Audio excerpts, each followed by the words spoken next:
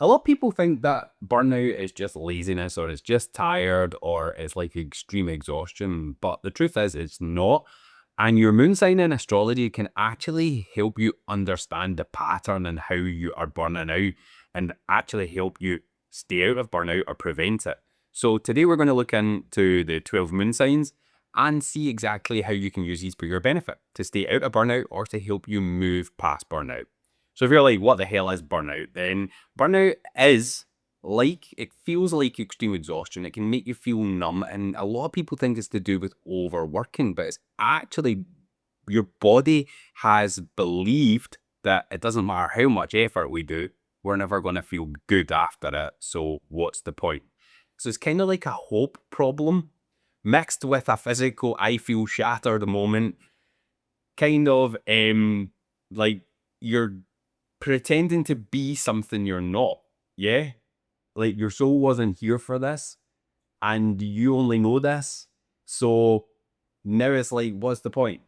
So it's kind of a mixture of things to say it really, really easily.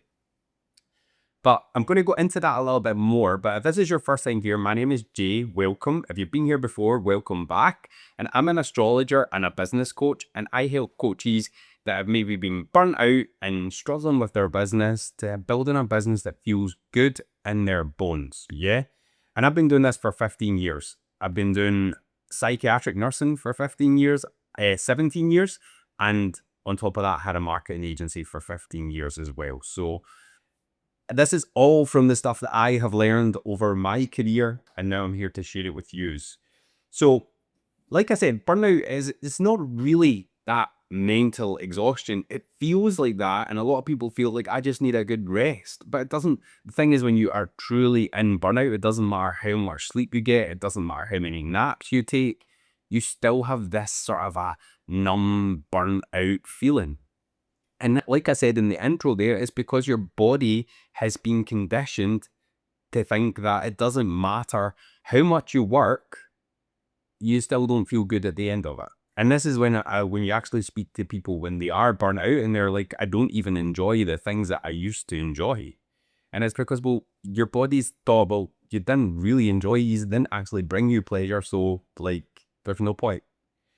And that's why it's about unlearning the version you are and the version that you need to become to get out of burnout.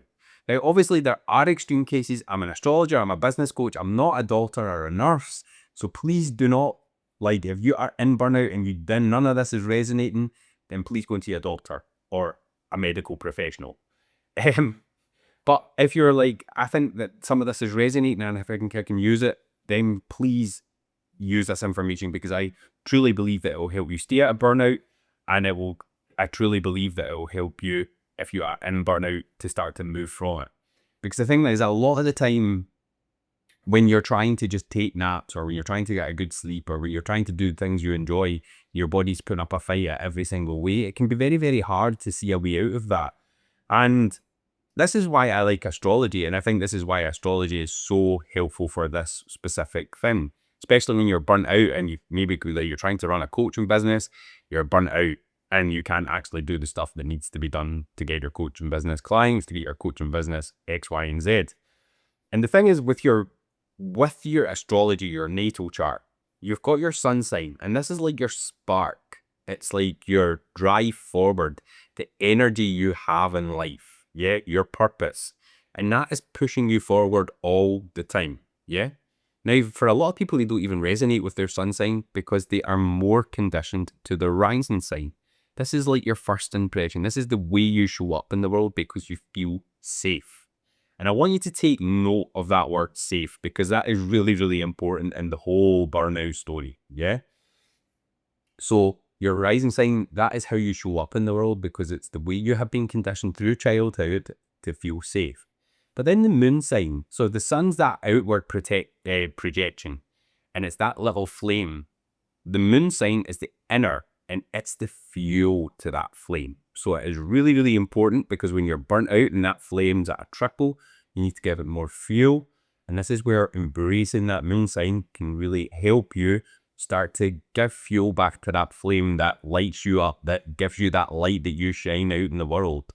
that sun sign. Yeah. So yeah, it's with burnout, it is a way of using the three of these together. So when we get into talking about the 12 signs, do look at your sun, moon, and rising, because you might see elements of all of these, even though these are me talking specifically about moon signs. Still watch for your sun and rising as well as your moon, because I feel like you'll get a bigger picture. And I know for me, when I was deep in the depths of burnout last year, it wasn't just my Scorpio moon that was showing up.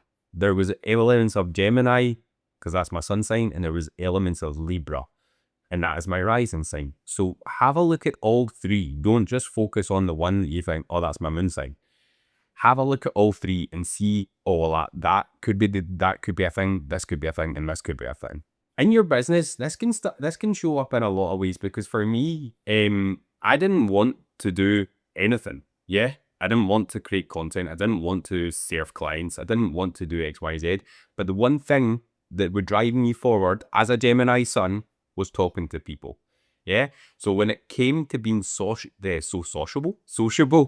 I felt it really easy at that point to talk to people. And that was something that I could do without much effort. And because it was another person, Libra rising as well, because there's another person there, if I was able to just be nice and they thought I was nice, I would get good feelings from that other person sometimes. Yeah. So it was kind of built up that, okay, we can't do anything else because we don't get any positives from that. But this, talking to people and being around people and feeling like we're getting something from people, we can deal with that at this moment in time. That is going to give the fuel to the Gemini. So that was pushing me forward at this point. But eventually that got too much as well. But that was one thing. Like, I definitely seen a lot of different things. Like, I didn't want to film on camera. Yeah. And when you look at what Scorpio moon, when we get to talking about Scorpio, one of the things that they can do when they're in burnout is withdraw completely. And that is like what I did for the first 6 months of burnout, is I didn't put out any content. I didn't do anything. I didn't try and grow my business.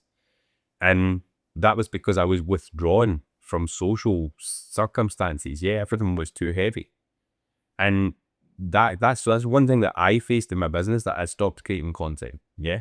If you are maybe like a Virgo moon, then you might try and overdo content. You might try that this is the one thing where I have been good at in the past, or I can do at this moment. So I will try and perfect.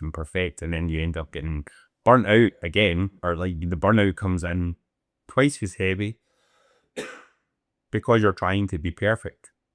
So there's different ways that this can show up throughout your business. Content is the number one. Selling to clients, a lot of people will stop selling because they know that there's that chance of rejection. Again, they don't feel safe to sell when they're feeling burnt out, so they stop selling completely as well. So the selling part, yeah, a lot of businesses don't want to do that. And one of the things as well with when you are burnt out, you do have good days, you do have bad days. And that means that if you're on a good day, yeah, you might show up and you might do more, and you might actually move your business a little bit forward. And that might last for a couple of days, but then the burnout comes out twice as heavy, and then you're like, oh, I can. And you just spend all the time just staring into space, doing nothing, because that's all your body feels safe to do at that point. And one of the things, I remember watching a video, I can't remember who the creator was or anything, but this was definitely a video I watched. And it was talking about boredom. And a lot of the time when you're bored, a lot of the time we avoid being bored, and we would rather doom scroll, we would rather watch content or watch Netflix or do whatever the other thing is apart from being bored. But sometimes that boredom can really help you unravel the things that are going on in your head, dealing with emotions. And that's why people do put the boredom to the one side and focus on distraction, because they don't have to deal with the emotions. They don't have to deal with pain and all that other stuff that's maybe our trauma or wounds that might come up if they stop. So again, but that just pushes you further into burnout. Yeah. So then say I would give you a real life example. And this with one of my clients, and she'd been stagnant for over a year in her business. And to be the bottom line is she was burnt out in her business. And that is why she was stagnant. She was withdrawing. She wasn't putting content out. It wasn't so much that she was like Scorpio moon withdrawn. It was more that she couldn't express herself clearly enough. Like she felt like she'd lost her purpose. She felt trapped, and that stopped her creating content. Yeah, it stopped her wanting to promote her business because she felt, well, what's the point? It's not getting me any closer to where I want to go, so what's the point? Can you guess the moon sign? I mean, she was a Sagittarius moon, yeah? So she was feeling trapped in her life at this point. And it's that trapped feeling can be too much for a Sagittarius moon. But anyway, I'm going to the signs on their own. So she had Sag moon, she felt trapped. And the other thing is that she was doing was she was overgoverned. She was trying to be too helpful for everybody, Virgo rising, and she was trying to help everybody. And when you looked at it, she had no time for content. She had no time for anything else because she was too busy trying to be useful, trying to be helpful, trying to get something from other people because she couldn't give herself it. Yeah. So the only way she could get what she needed was from other people, and she had to overgive and she had to hold on tight to these clients, which was trapping her because now she was trapped to these people, which meant her Sagittarius moon was going, pow. Yeah. And it was making her body feel not safe because she was trapped. And then that's when burnout starts to manifest. Yeah. So after working with this client and we started to get her to assert more boundaries, we started to look at our offers and we really started to get her stuff that lights her up of the version that she was wanting to be. It was somebody who didn't feel trapped and somebody who had the freedom to explore different options and stuff like that and do different things. And we built that business to make her feel good again. That is when she finally started to move out of burnout because she wasn't falling into that trap anymore. That's the thing. When you're unconsciously building a business, you can start with good intentions, but then you get to a stage and you're like, what the fuck actually just happened here? Yeah. And you built, instead of building yourself a business that feels good in your body, you've built yourself a trap that just makes you want to work yourself into a pulp. Yeah. And that's where we had to work with her to help her to then not have that trap, not have that prison, because as long as she had a prison, she would always fall back into that burnout cycle because her moon sign wasn't happy. She didn't feel safe. And that's one of the things, you have to feel safe in burnout to see that. And that can take time to build up that trust again in yourself to do the things that make you feel safe and that you can actually feel pleasure again. So it isn't a quick fix, unfortunately. It's not just going for a nap and you'll feel better, which is what a lot of people think. And again, if that client, she's like, I'm sleeping all the time. Like, I'm taking naps here, I'm doing this, I'm going to my bed at this time, and I'm getting 8 hours, and I'm whatever. And it was only at the later stages she was like, I'm starting to not sleep too well. And that's because the thoughts then became too much because she was a Virgo rising. They need to be efficient. They need to be, they put a lot of high standards on themselves, but they need to feel useful. So there's all these three things at play. But today, like I said, we're going to look at the moon signs. So I'm not going to waste any more time. We're going to get into the moon signs. And like I said, watch for your sun, moon, and rising, because I feel like if you just watch your moon sign, you might be like, oh, well, there's bits of that that resonate, but there's other bits that I don't see. And this is why it's really important to watch for the 3 of them, even though they are mostly to do with the moon side of things, not so much the sun side of things or the rising side of things. But watch for all 3 because you might see little elements from each of them that can help you. If this is your first time here and you're enjoying the video so far and you're looking forward to the moon signs and stuff like that, then please hit the subscribe button and stay for the journey. Okay, so first up is Aries moon. Again, if you're sun rising, you can watch for this as well. When Aries moon are young, when they're children, they usually find safety through self-soothing with action. Like, it's better to distract yourself. Yeah. Their parents might not have been as forthcoming with things, which makes them think, oh, well, I'm quicker just doing it myself. On the other side of that, when they do just do it themselves, their parents then will praise that. So they'll think, oh, that's good. So they end up getting praised for being independent and for being brave and taking that risk. And they then think, okay, I'm not feeling that great just now. I'll do more stuff because I'll get more praise. I'll do more action because I will get praise. So they weren't really ever given the chance to be vulnerable. Or if they were, they weren't parented how to deal with that vulnerability. Or it might not have been modeled to them until they were getting older and they seen other people out there, how they were dealing with their emotions. For an Aries moon, they have to feel in control for things to feel safe. Yeah.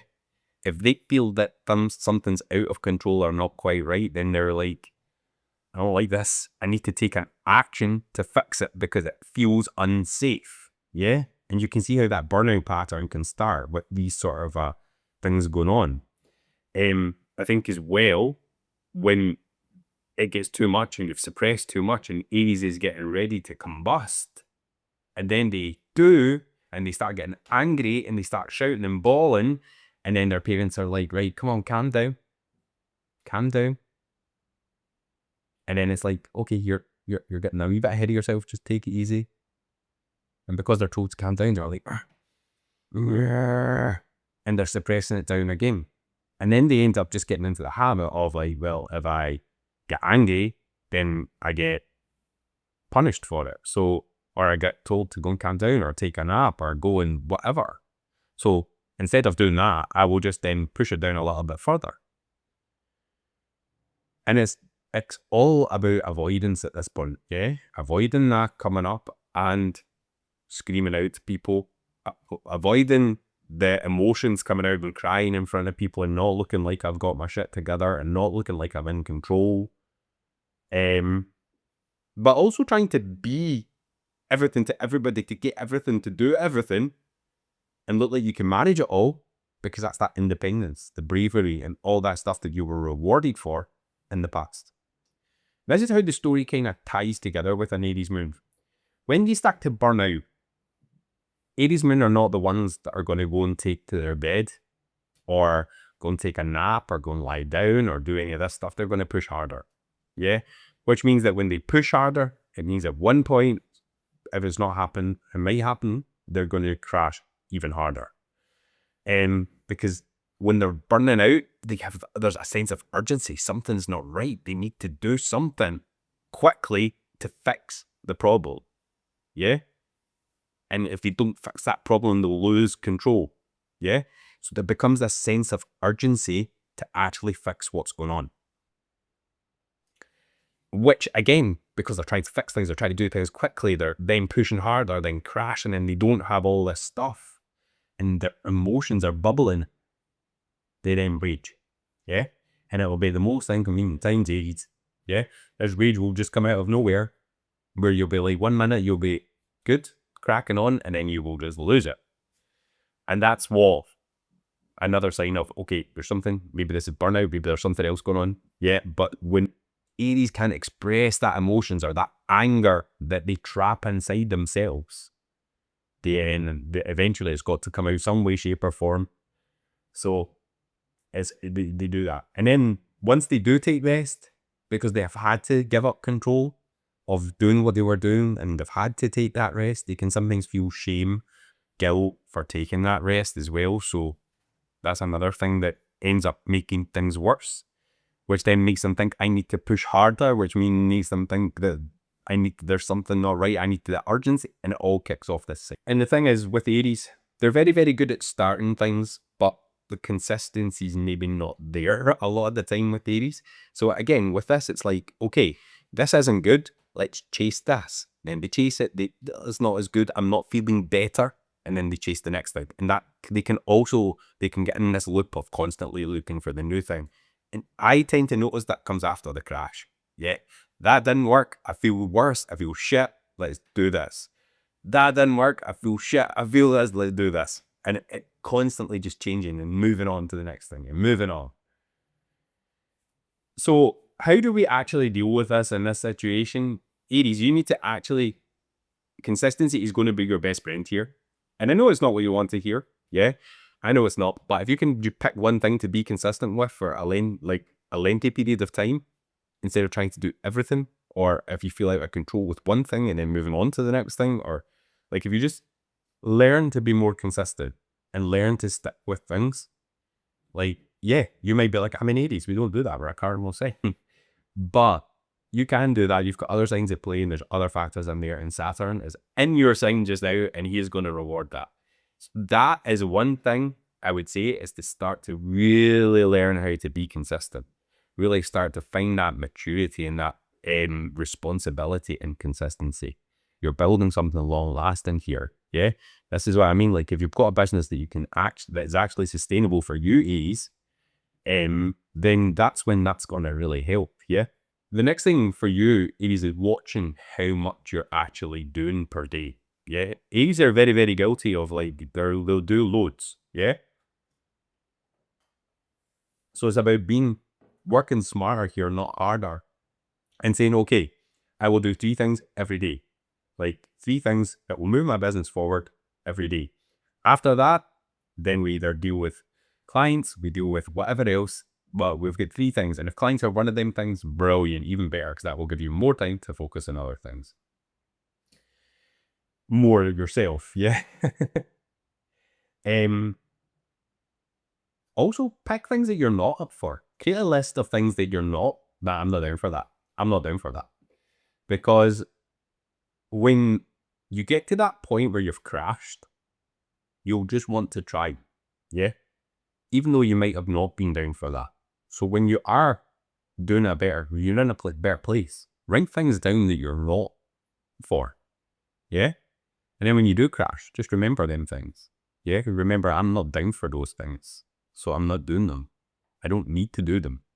A lot of the things for you, Aries, is going to be about proving to yourself that you don't need to feel guilty for taking a rest, and you actually perform a lot better when you do take that rest. And that's one thing I would say, is make sure that you're scheduling rest. Don't just keep going and keep going and keep going. Remember to take that rest. It's super important. Super important.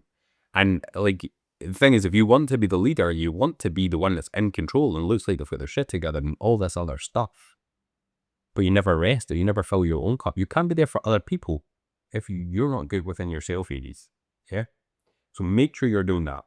And I got, this is maybe pushing out a little bit too far for Aries, but if you're feeling like you really want to push yourself, Aries, do something you know will fail. Yeah. Do something you know will fail. Because what that happens is, Aries always wants to be the one that gets the praise, that gets the validation, that gets his stuff. But when you make a conscious decision to say, I'm going to write this post that isn't that great and it's not going to do great, or it's could be I'm going to do something with a friend and I'm going to make a fool of myself, or do something that just lets you fail. Yeah. Because a lot of the time with burnout, it's because you don't want to seem like that failure. You keep pushing. Yeah. Whereas when you comb your hair the wrong way and you see your friend's like, Alice, and you're like, I know, and you see that, okay, the world didn't end. I'm not saying you do the massive important things, yeah, but doing a little stupid things like that, then it just gets your mind thinking, okay, well, that's actually not that bad. Yeah. It's okay to actually not have my shit together sometimes. So you know about that pressure, Aries. Because Aries, when you're in that state, it is like a pressure cooker. And eventually it will just go. So just keep that in your mind as well.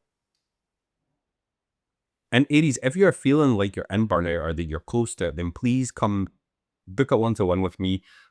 We've had 90 minutes together where we can then sit down, chat it through, and work through all 3 of these, not just your moon sign. We can work through your entire chart to help you get the best next steps to break out of the cycle, to break out of the burnout, and to help you build a business that actually feels good in your body and not one that is constantly pushing you into burnout. Obviously, the business side, that is more looking into my coaching program, because that's a longer term thing. But if you're wanting some quick advice that we can get you moving again, Aries, come and book a one-to-one with me and have an awesome day, Aries. Taurus moon, but you can also watch for your sun and rising, Taurus moon, when they were growing up, Taurus moon usually would find comfort from their poise. They would self-soothe with their poise. They would self-soothe with maybe an emotional blanket or food, or they usually tended to find comfort from things that were around them. Yeah. Like they were outside in themselves, the toys, the food, and all that stuff. They would have probably have been seen, because they were so good at self-soothing, they were seen as the calm one, the one that never really got upset, and they were praised for this. They were praised, so they got used to thinking that stability equals safety. And that's because they were getting praised. Everything was good when they were calm, and they were self-soothing themselves, and they became independent. And that would make them suppress emotions because they don't want to be seen as unstable. Because if it's unstable, it's not safe. If it's unstable, things could go wrong. So when their emotions become a little bit unstable, it's like, let's self-soothe. Let's get the food. Let's get the comfort. Let's get the blanket. Let's do these things that make us feel more comfortable. Because then I can be the calm one and everything stays safe. And it gets you into that point of like being attached to the predictability of things, and it can make you feel a little bit like, oh, uneasy when things aren't predictable. Yeah. You're like the bull. They don't like to move unless it's like things need to change. Yeah. They're stubborn. They want to stay there. And that's kind of like Taurus. They're like, no, this is safe. And I don't want to do that, because if we do something new, I'll feel unsafe. And that kind of gets them addicted to this attachment, or attached to the stability that you've got around about them. And the thing with this is it can actually be the very thing that leads you into burnout, because you get so attached to holding on to that stability, to that predictability. You're scared to get outside of your comfort zone. Yeah? Or not, maybe scared is the wrong word, but you're choosing not to come out of your comfort zone, which then leads to that stagnancy, which then can then, you just get tired of being the grounded one. Yeah? Because that's hard as well. It's exhausting trying to hold that all together, especially when there might be things that do need attention that aren't really, you're not taking action on. One thing with when you are Taurus, when you're getting close to burnout or when you're in burnout, one of the things is actually brain fog that you can experience. Brain fog, maybe forgetfulness, that sort of a thing. And it just has this sense of heaviness. Everything just feels heady. And it just is unclear, it's hazy and foggy and all that stuff. And it just feels like you're going through quicksand at this point, yeah? I think when you get into that burnout stage and you can't really regulate things, your body doesn't feel safe, so your nervous system gets heightened. And that kind of makes you like, oh, I don't know what's happening here. The unsafety aspect of burnout can make it worse, because you're like, oh, my body's reacting in ways that I didn't know. And that can then create more problems down the road, which lead then you to do stuff, or maybe try and get out of burnout and do something new, which pushes you to new extremes, and your body's already burnt out, and then you go back in this cycle. And it just creates exhaustion, which is the common one with burnout. A lot of people are like, oh, well, if it's burnout, then it's exhaustion. But for Taurus, it actually started out as things were stable and we were trying so hard to maintain stability that we actually were our own demise at this point. Yeah. Like at that point, we were so addicted to stability that we've ended up doing too much to keep it. And it's creating that. One thing to be careful with when you're in burnout is comfort eating, especially overindulging with food. But it can also be overindulging with money. Yeah. Overindulging with spending, buying things that are like, these will fix the problem. And then they don't fix the problem. Like that could be a thing around this time as well for you, Taurus. Actually just overspending or overindulging in food or the comfort. And it can actually be over in indulgence and not doing anything. Yeah. Because then if you're not doing anything, it's safe. So you find comfort in the doing nothing, and you end up overindulging here. So just watch out for overindulgence, yeah? The other thing is as well with Taurus is they can actually people please or these sort of things when they're burnt out because it's too much energy to do anything else. So it's like, okay, we'll do your way because that's nice and easy and it keeps things calm and everything's stable. Yeah. So they will people please when they are feeling a bit burnt out. And if they aren't happy, they can be a little bit passive aggressive, meaning that they're sort of smiling through gritted teeth. Yeah. That sort of a thing can crop up when they're burnt out as well. And this can be actually one of the things that leads to their burnout. When it comes to their fixes, make a comfort list. Look at the things that you're actually saying yes to. Look at the things you're using for comfort. And if it is food and that is like you're getting overweight and then that's deemed a burnout because you're like, well, this actually doesn't make me feel good in the long run, then at least once you've got that list and you can see, God, this actually feels good. This actually feels good. I said yes to this. I said yes to doing this.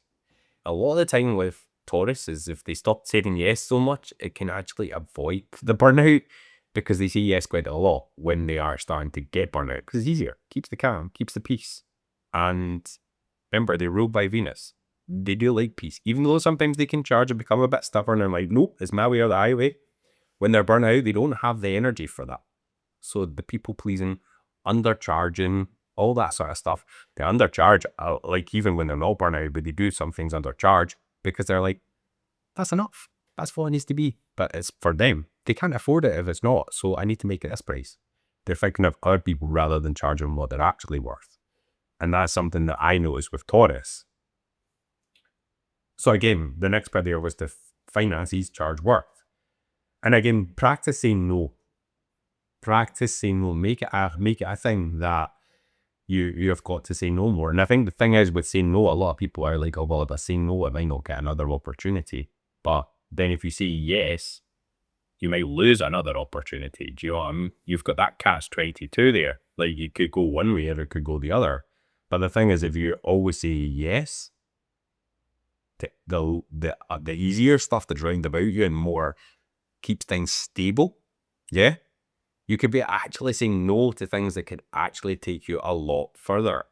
So it's finding that balance. But usually what I have found when you say no to something, the next thing that you say yes to is usually better. And you're like, well, thank God I said no to that because if I didn't, it's not going to be the same every time, obviously. But and another thing for you, Taurus are ruled by Venus, like we says, they like the sensual pleasure. It's not about going anywhere fast. So when you're starting to come out of burnout and you're starting to work again and stuff like that, the best thing for you, Taurus, is to set 90 minutes of work and then follow that with a half an hour rest where you can be comfortable and you can have the warm cup of coffee and feel the steam in your face and doing all that stuff to really feel the sensual pleasures of life. Yeah, you've just been working, or you might be starting to do more and you've done it for 90 minutes, but now it's time to get a little bit of a break. Maybe go and do half an hour of yoga, maybe go for a walk, maybe do things that just immerse you in comfort. Yeah, whatever that is for you. And I would say yoga is actually a good thing for you.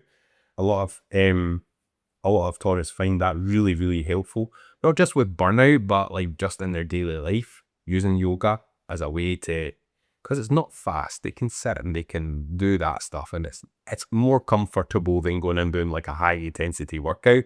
A lot of Taurus really like yoga, and I would recommend it, especially if you are feeling burnout, because it gets into your body, that gets the body all stretched and connects the mind and the body together. So I would definitely say that. Taurus, if you are in this situation right now, please do not sit in it alone. I'm here to help, and you can book a one-to-one with me. That is what these are for, these one-to-ones, where we can get you help you get you moving again, and we can start looking into the full chart and see what could actually be bringing burnout your way. And if you have got a business, I would say that's probably more from a coaching program. Come and speak to me on Instagram, where we can work with you over a number of weeks to or months, whatever you want, like to get that. So you've got a business that feels good in your body, that is comfortable. Taurus, what were we talking about? So if that sounds good, remember, come down and book an intensive or come over to Instagram and have a chat. Let's see like how we can move your business forward. in a way that feels comfortable. Next up is Gemini moon. Gemini and sun rising, depending if you're watching for them as well. Now, Gemini's that's not a weird one, but it's like they don't like their emotions. Yeah, they don't. They like to detach from their emotions a lot of the time because they can't intellectualize them the same as other things. So what it does tend to be with a Gemini, is they will try and intellectualize it. So I feel happy because of this, so I'll do more of this. I feel sad because of this, so I'll stop doing this. And this, like, that's very basic intellectualizing, but because they're trying to do that with everything, because I'm in the head, and it's actually the getting stuck in their head that can actually lead to the burnout. And the thing is, when they were younger, they probably get used to dealing with things when they were talking. Yeah, they would find that, oh, if I talk, it feels safe. Yeah, if I think and I'm clever and all this stuff, it makes me feel safe. And the problem is because they don't understand their emotions, or they feel that little bit of like a disconnect between their emotions and stuff, it can sometimes make them or they make them feel misunderstood or dismissed. And because of that, that kind of makes them bottle them up. It makes them get stuck in their head. It makes them get stuck in thought loops and overthink the situation. And I think as a child, growing up, Gemini, for you, you were probably praised for being clever. He's the smart one. She's the smart one. Oh, if you need them, they'll be able to do it. They know everything. They're really smart. They're really clever. And they're adaptable. Plus, you would have been the funny one. Yeah, so the people would have gelled with you because you were likable and you were this social butterfly that was like dead clever, dead smart, dead intellectual. Yeah? And you would have seen, right, okay, if I need to feel safe, it's easier to do all this stuff and to learn loads of stuff and do all this stuff to make sure that I am safe. Yeah? And I think as they go through life, Gemini, and they start to see how things are, and then they start to see how other people display their emotions, they'll learn how to mirror emotions, and they become good at mirroring emotions. Yeah, whoever they've learned it off is usually the reason they display their emotions like that, because they've learned to mirror it. And a lot of the time with Gemini, it's let's just distract myself and not deal with the problem, because that's easier. Yeah, I know what to do. I feel safe. That feels unsafe. And a lot of the time it comes down to burnout, it does come down to that. Is it safe or is it not safe? So if you're Gemini, you probably think it's safer, or Gemini moon will maybe feel safer when you're in your head. Yeah, when you're thinking everything out and trying to learn all the new things and do all the new things. When you're doing that sort of stuff, that is when you will feel safe. Talking as well makes you feel safe. The problem is, it leads you to be scattered, you're overthinking, they can actually, when you're in burnout, it can actually make you forgetful. Yeah? Like, I am not a Gemini moon, but I'm a Gemini sun. And when I was in burnout, I used to forget loads of things. Loads of things. It was one of the most common symptoms I faced. And that wasn't even my moon sign yet, but I still faced that. So if you're a Gemini watching as a Gemini sun, forgetfulness might be a thing. And it's not like I could be told something and then I would literally forget in the next half an hour. And then a few days later, they'd be like, did you do it? And I'd be like, no, you never even told me. And that's from being burnt out. Yeah. So just keep that in mind. Another thing that we know, they like to distract themselves. So they are one of the ones that are more likely to go and doom scroll. They might go on social media and doom scroll, but they might also go into YouTube and try and intellectualize it. Why am I feeling like this? What is this? And then because they're quite curious, they'll be, oh, look at that. That's much better than watching that about burnout. Let's watch this. And that's what tends to happen here. They like distract themselves and they doom scroll in that way. It might not just be with scrolling through Instagram or TikTok where they're just getting shown random stuff that can send them into a crazier spell. Like we said before, emotional detachment. That's another symptom. Gemini, when they're burnt out, are more likely to start things. They'll probably have loads of great ideas, and they'll probably not start just one of them. They'll probably start a few of them all at once, and they'll not finish any of them. That tends to be a sign of like, because they're not got the energy to see it through. Whereas if what the last bit of advice I've got for you is, actually, I'll get to the advice, yeah? Yes, and that's one of the things. They start things and no finish them. And I think, and the last thing is just that reactivity. If you're always stuck in your head and you're always trying to process things and you're always like, oh my God, I can't deal with this. And you've got somebody else doing stuff and trying to get you to do things, or you've got somebody that's, you might become snappy, moody. That sort of a thing can show up when you're like, because you're always stuck in your head.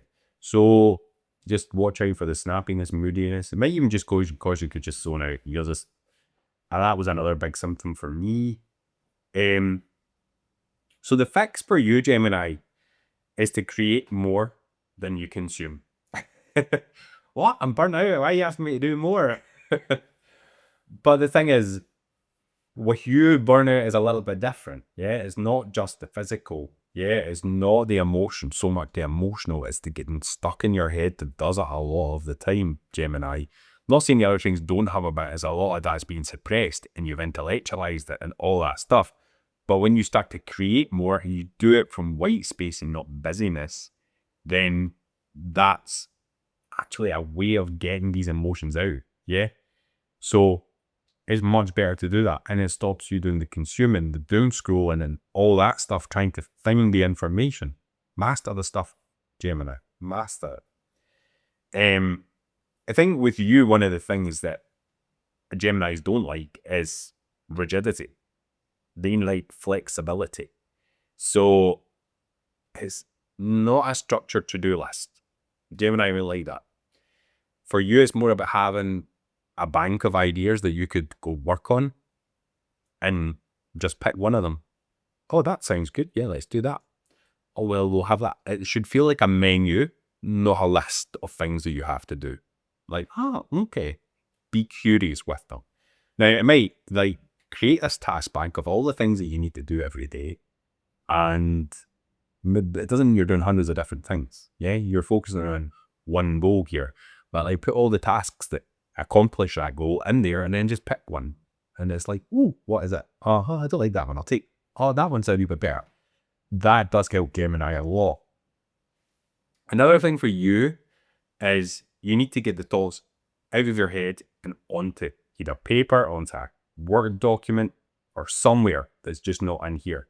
A lot of Geminis, they're really good at writing. So writing either on a document on the computer, writing with a pen and paper, I would suggest that's a good way, and I would do that every morning for you. I'm a Gemini, I do it, it works great, where you just brain dump. It doesn't, there's no structure, there's no anything, you're just, it's a thought comes in, you write it out. And it just gives you that space in your head. Like, oh, well, it was on paper, didn't you think about it? Yeah? So it just gives you that space. I've thought about it, I've dealt with it as a way. It's out of the head. So I would say that needs to become a non-negotiable for you. If you can't physically do that with writing, if you're far too burnt out for that, just grabbing your phone and voice noting is good enough too. Yeah? One thing for you, Gemini, is to watch out for multitasking. You're very good at it, yeah? And you can probably do it better than most people. But it can create that scatteredness. Yeah? You start a wee bit here, you do a wee bit here, you do a wee bit here, you do a wee bit here, you're back to here, you're back to here, go over here. Oh, there's something new.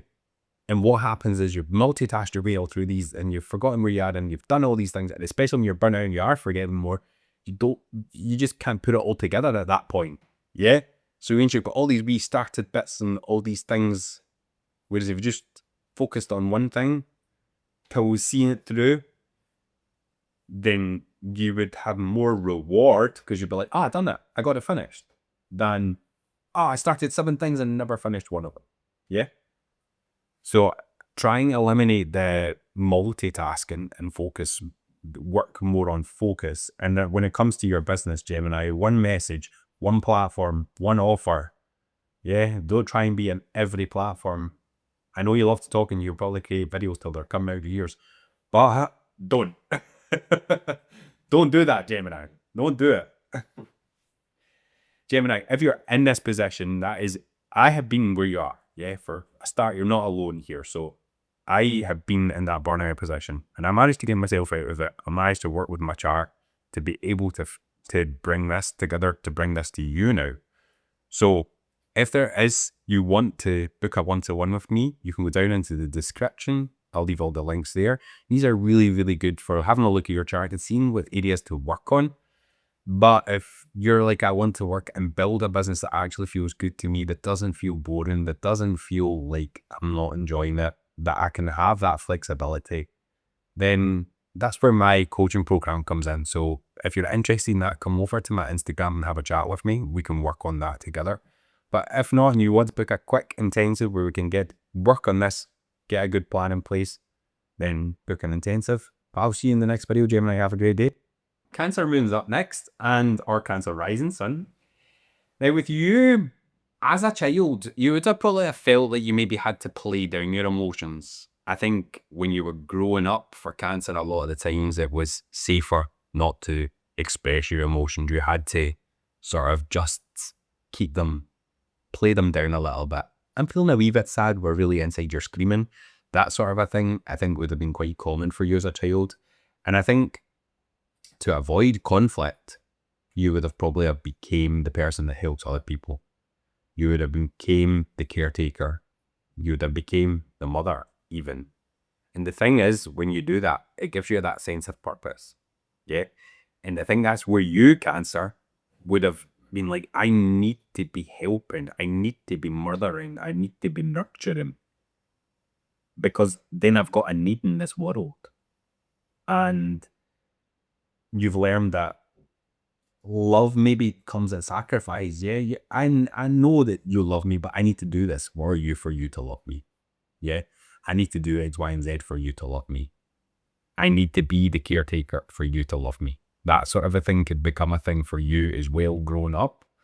And I think that scares you, Cancer moon, when you aren't needed. You're like, oh, it's not safe. Yeah, and this can lead to the burnout because it's the unsafe feelings that lead to the burnout. So Cancer's actually, it's not really so much for you doing loads of different stuff. Well, it is, but it's also from if I am not needed, then I don't feel safe. Yeah. And for you, you're going to suppress your needs, because if you suppress your needs when you're done as a child, you were told you were the good kid. Everything was good. She's never angry. She's good. Or he just gets on with things. He never gives me a bit of bother. He's a good kid. She's a good kid. That sort of a thing.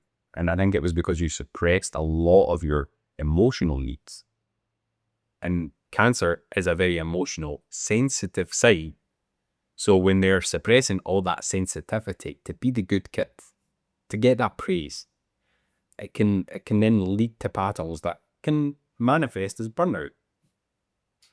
And when you are getting to that stage, when you're manifesting as burnout, it can make you feel invisible. It can make you feel unappreciated. Like, I do all this for you and I don't feel anything from you. I don't feel that love. Like, I'm meant to do this because I done it as a child and I got all the love for it. Whereas I'm doing this for you and I'm getting no love.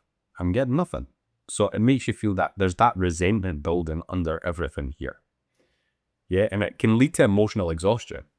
It can lead, because you're always trying to care and nurture and be there for somebody else, or for your family, or for your home, or even nurturing your physical space, or your work, or your business.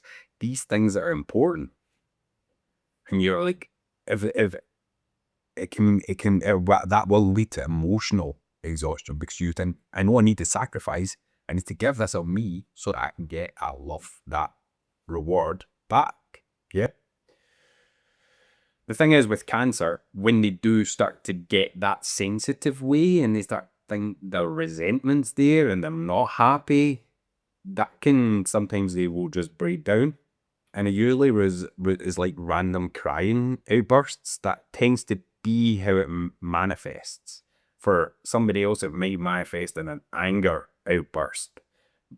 Cancer don't really like anger as such. They avoid conflict more than not. So it tends to be the withdraw. Yeah. They go into their shell. And that's so they don't have to be angry. Yeah. And they go into their shell, they'll have their cry, they'll have that outburst in whatever way they see fit, whether it's crying, anger, something on their own. They might even do it to themselves, be angry with themselves at this point. And I think with other people round about you, there's that, obviously your people pleasing is going to probably be ramped up when you're burning out. So because of that, you've got that passive aggressive maybe. You're like, yeah, you think it's because of this is what's wrong with me, but fine, I'm fine. I'm good. Where you're saying it and you can tell that you're not good, Cancer. And remember, what's an angry mother like? Because I always like to look at Cancer as the mother. If you harm their shell or their family or anything, they'll come after you. Yeah? And that is when Cancer uses their claws. That's when the crab uses pinchers. Yeah? Is when they feel threatened, emotionally threatened. Yeah? So just watch out for that, because there will be that people pleasing. They'll probably be a little bit passive aggressive, more sidestepping.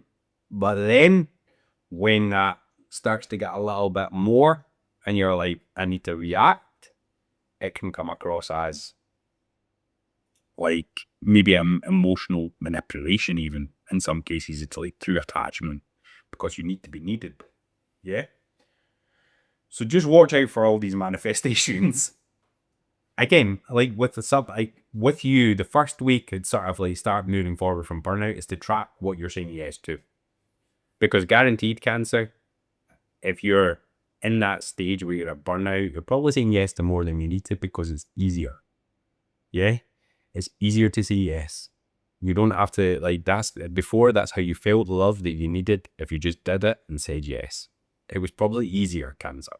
So track what you're actually saying yes to, and look at it. See, like, okay, I'm saying yes to this, I'm saying yes to that.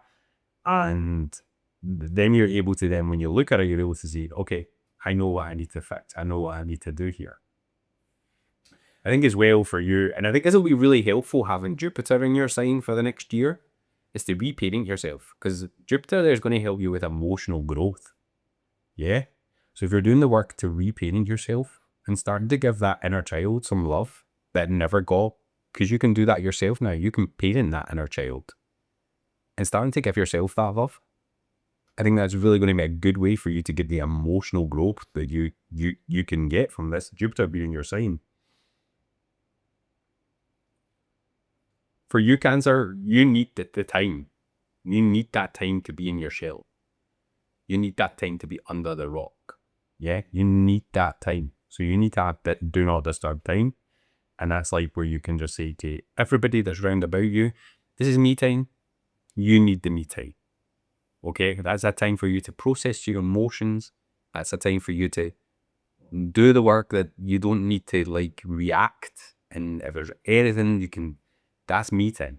Yeah, you need that, Cancer. And I think the hardest bit for you, Cancer, is you maybe need to practice emotional honesty. Yeah, like we said, there's that passive aggressive tone when Cancer's not happy. And there's that, okay, Hannah, I'm smiling. Everything's good. Don't you worry. Whereas behind it, you're like, I'm going to rip your head off. Yeah. And it's maybe like before it gets to that stage, yeah, before we're at that, I'm going to rip your head off stage, you need to think, okay, right. I'm going to just tell them I don't like it. Yeah. What they're doing, I don't like it. I don't like the way you're talking to me. I don't like the way you're speaking to me. I don't like the way that you tell me this. Low stakes at first, yeah? Whatever part of your life now where you feel like maybe be getting a little bit overwhelming, take a low stakes approach and just practice telling people you do not like something, for you do not like the way they are treating you. Like, and if everybody's treating you great, but Cancer is really going to get burnt out if they don't feel like they're needed. And if you don't feel like they're needed, say, listen, I don't feel like I'm needed, and I'm doing all this stuff to feel like I'm needed. Yeah?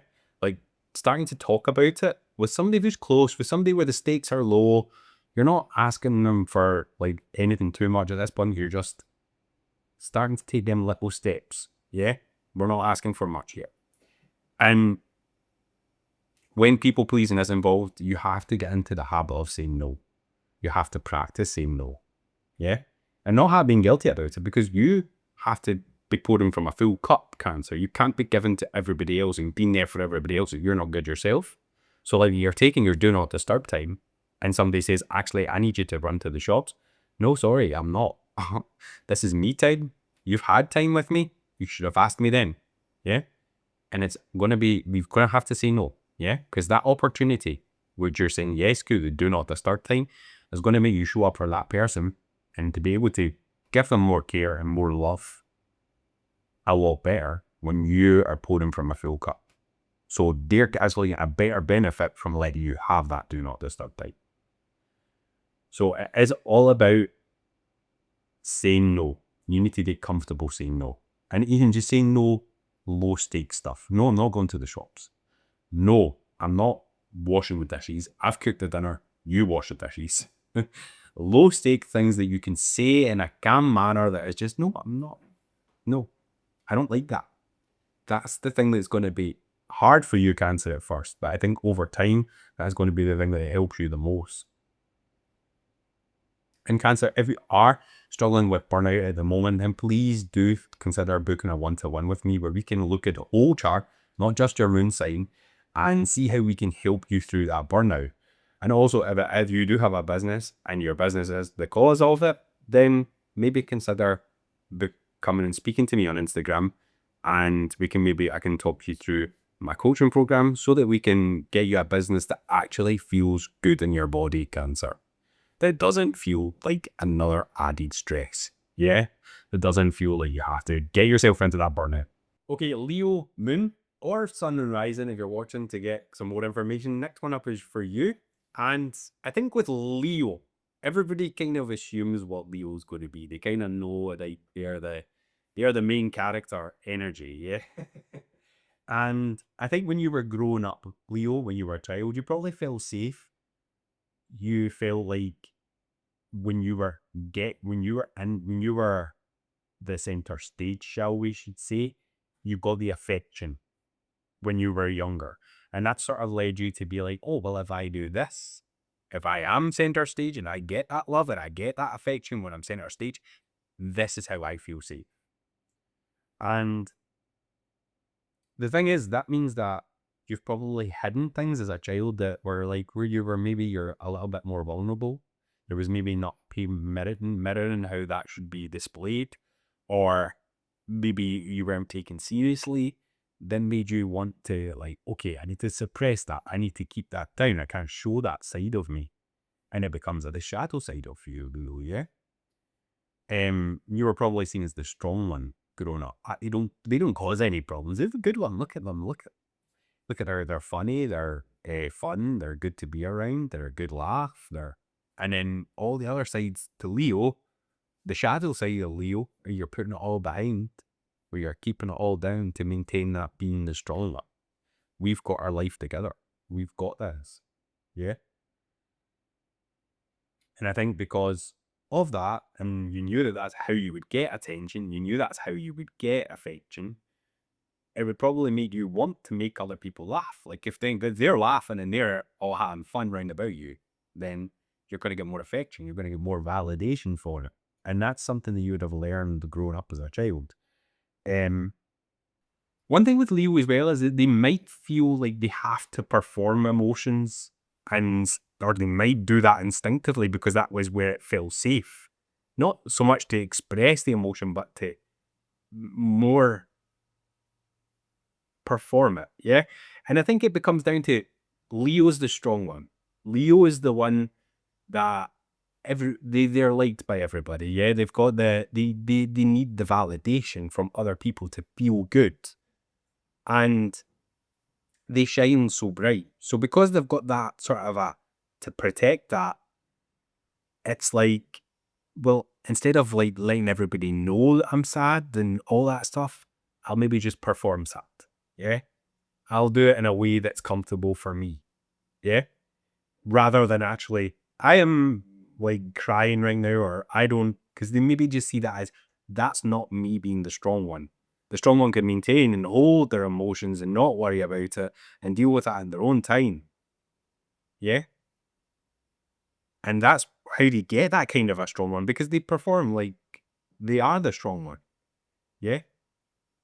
So it's when you're doing that over a lengthy period of time, one is exhausting because you always have to be in that sort of a strong one vibe or that strong one act or that.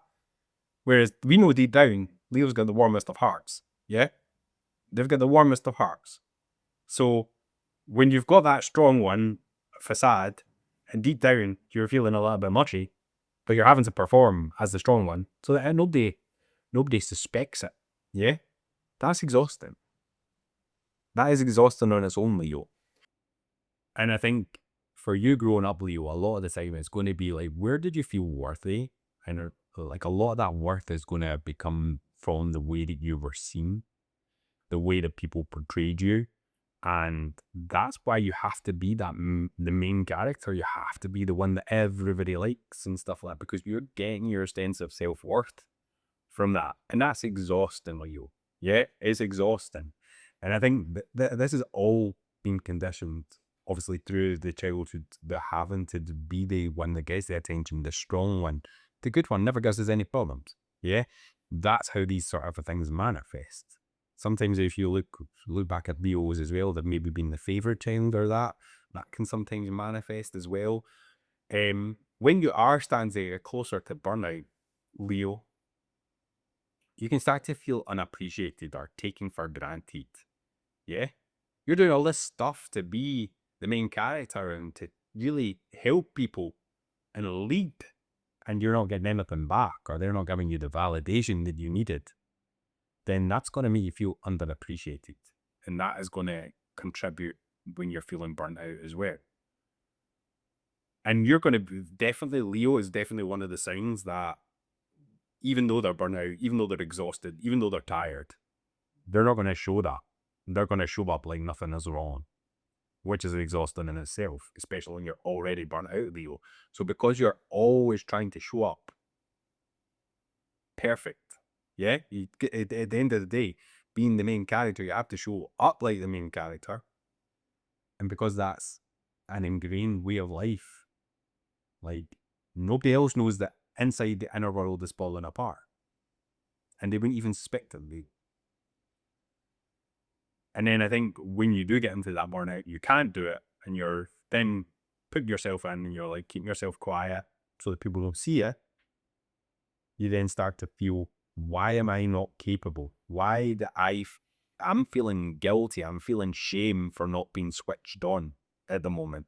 I'm feeling guilty and shame for having to take a rest, which again does come back to like a lot of the burnout stuff is you need to take the rest, but you don't get the rest because you're feeling guilty and shame about all the stuff because you're not switched on. Yeah. Which then leads to emotional outbursts. These things can lead to emotional outbursts, or you can then just, instead of what happens when a lion's not happy, it roars. Yeah. And that's what happens when Leo is not happy, when Leo feels underappreciated, when Leo feels taken for granted, when Leo's feeling empty inside and doing all this stuff to still show up and still do all this stuff. Eventually that leads to an emotional outburst, whether that be through, and this time it's not one of the performing outbursts, yeah, where you're performing anger or you're performing. It's more of a, you can tell that this person's not happy kind of an outburst, yeah? Or you can tell that this person's really sad or that there's something not happy. There's something going on here, yeah? The thing is, when you're always switched on, Leo, when you're always trying to be the main character, when you're always trying to get that validation, and you're always trying to do all that stuff, it's more of a crash for you. Crash, recover, repeat. Yeah, that's what the cycle can sometimes look like for Leo. Whereas it needs to be crash, do the work, and then repeat. Yeah, from a different, more one that can take the stage and can be the main character, but also knows that main character needs to love themselves. Yeah. For you, Leo, to to do things to help with this.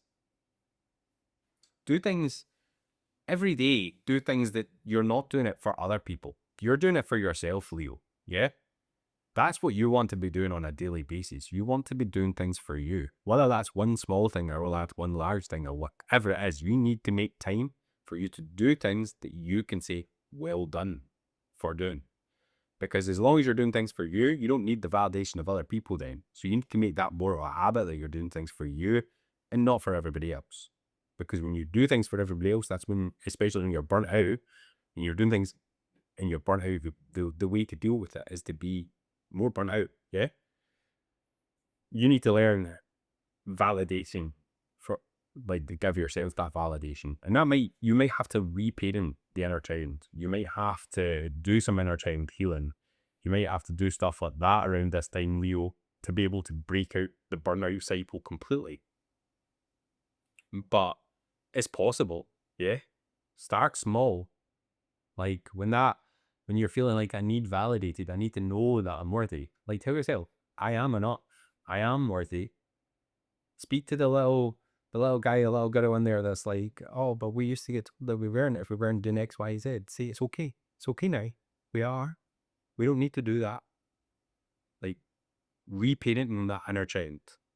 Yeah? And doing the shadow work, Leo. Doing the shadow work around this time as well. And for you, Leo, I would actually suggest low stakes vulnerability. This doesn't mean going on and pouring your heart out on an Instagram post. It's like maybe somebody in your closer circle, a good friend, a close friend, or maybe somebody in your family or whatever. You just tell them something that's low stakes and do that gradually. Start to learn to be comfortable being vulnerable. Yeah, because the longer you feel unsafe being vulnerable, the more emotions get battered down, the more you stay in that burnout because you're not actually expressing and feeling safe all the time. Yeah? It's about building up the safety within here.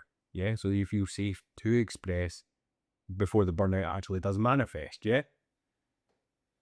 And Leo, if you are in that situation right now and you're in burnout and you're like, this is a constant thing. I get a little bit better, then I crash, and then I do a little bit better again, and then I crash again. Please consider booking a one-to-one with me down below. You can go down into the description. I'll leave the links there. But that one-to-one is to help you, like, look at your chart, see where the contributing factors are, see how to reignite that sun sign. Maybe a Leo as well, but to really help you with the burnout and to get you moving. Again, so please consider booking them. But if you've got a business and you're like, that's always going to be our current cycle, then come and maybe consider joining my coaching program. You can come and speak to me over on Instagram. I'll leave the details down in the description as well. But come and speak to me, because then we can work with you over a lengthy period of time so that we can actually build a business or restructure your business in a way that feels good. So you don't have to always be switched on. So you don't always have to be on mode doing, so at least to a crash deal. Yeah.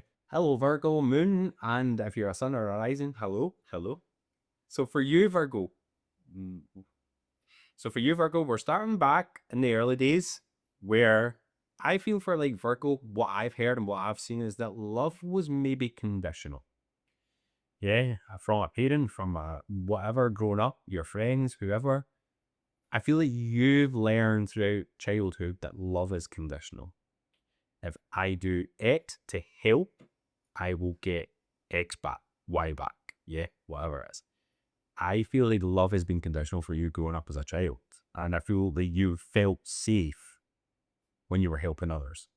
I feel like there's been times where you maybe were that conditional love and you've just been like, well, the best, like, if mum's not happy, if I help her, she's gonna be a lot happier and make me feel, give me the love that I need because I'm helping. I get that's probably been a thing that I see with Virgo. Yeah, when I hear about their childhoods, there's maybe that conditional need for love. And they then get into the habit, or they feel safe when they're getting to help other people. And it's because they love other people that they want to help. Yeah. Like, and that is one of the things that the shadow side of Virgo, if you want to say it, is that when they are doing all the helping, and they maybe been a little bit more critical than maybe others would, it's out of love a lot of the time. A lot of the time, it's never out of badness; it's out of love. But they care so much that, and they've had to, like, okay, this is love is conditional. If I help, then I get.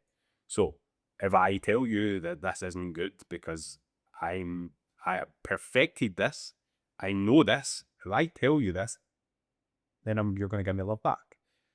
Unfortunately, something Virgo, we put our foot in it. Well, we don't, because I'm not Virgo, but I've seen Virgo, they put their foot in it, and then they don't get the love back. And then it's oh, what's going on? I'm helping. Like, what? I'm trying to help you here. Yeah? And it can make you sensitive. It can make you sensitive when you're doing all this and you're not getting the love back. And that's when you can feel a little bit sensitive. Like, I don't actually feel safe because I'm helping, but something's all right here. Yeah? And I think as a child as well, like maybe when you were a child, you would have been told you're too sensitive, you're too much, you're too this, you're too the next thing. You're not enough. Like maybe as a child through school. Whatever it is you were told growing up, I think that's made you think, well, I might not be enough just now, but if I do this for you, then you'll see that I'm helpful and I will be enough. And I feel like that's a cycle that we built up, that you will have built up through childhood. And it could even have made you, like, so now with, like, this is where the difference is. You're still a mercurial sign here. You're ruled by Mercury. And you will intellectualize things, but it comes to help. So, like, with Gemini, who get stuck in their head, Virgo tend to get overcommit as a way of, and that leads to burnout. But that's how they tend to deal with it, because they intellectualize. If I look smart and I look clever and I'm able to help, then this person's going to like me. This person's going to do X, Y, Z for me. So the intellection, if I'm not happy or not sad or not nothing, I don't feel anything, but I can act like it and be happy and do this for this person, I'll get X, Y, Z. Yeah? And it comes to like that, because you're intellectualizing the emotions, it then becomes built up. It becomes a habit and these things. So, but I think that's where Virgo will intellectualize emotions. They're not so much that they'll get stuck in their head. They will overthink it. They will be overcritical, and they will do all the other things in their head. Not to the same extent as Gemini. Yeah, Virgo's more. They'll do all that stuff, get stuck in their head, but they will also express. They won't be able to express it because they need to be able to help. That's how they feel needed. That's how they feel safe. And you might have also been told, growing up, that you were the responsible one, Virgo. If you need something, go and see, because she's the responsible one. Yeah? Or he's the responsible one. I think that would have been another Virgo thing. So when Virgo starts to burn out, what happens? What have I seen happening? When Virgo starts to burn out, they become very irritable. They become irritable over tiniest little things. Like something being out of place. Like, just, that's not at 45 degrees, that has to go. Yeah, that sort of a thing, that sort of vulnerable, that irritability, does come up. Again, overthinking. You're ruled by Mercury. You do have to have logic. You do have to be able to put the pieces together, and that is with your emotions as well, which again gets you stuck up here. The thing with Virgo, because they want to help and they want to do things for others, but then they have to they have to think about it, and they have to see how it's done, and they have to think, and it just ends up they don't do anything because they burn out before they can even do it. It's analysis paralysis when Virgo a lot of the time. Virgo actually rules the digestive system, and so gut issues can come, brain fog, skin problems, skin breakdowns can happen when you're burnt out as well, Virgo. And the biggest thing is like guilt when you take that Rex that you need. Virgo tends to feel guilty because they can't help anymore. They're like, I'm too tired, but I just can't deal with this. And then because they can't do it, they feel guilty because they're not able to help. And that's what a lot of this comes down to with Virgo. Like I said, growing up, that's where that's how they've been able to find that they can get love if they're responsible, if they are doing things, if they're helping people. That's how they get loved. Yeah. So that tends to be it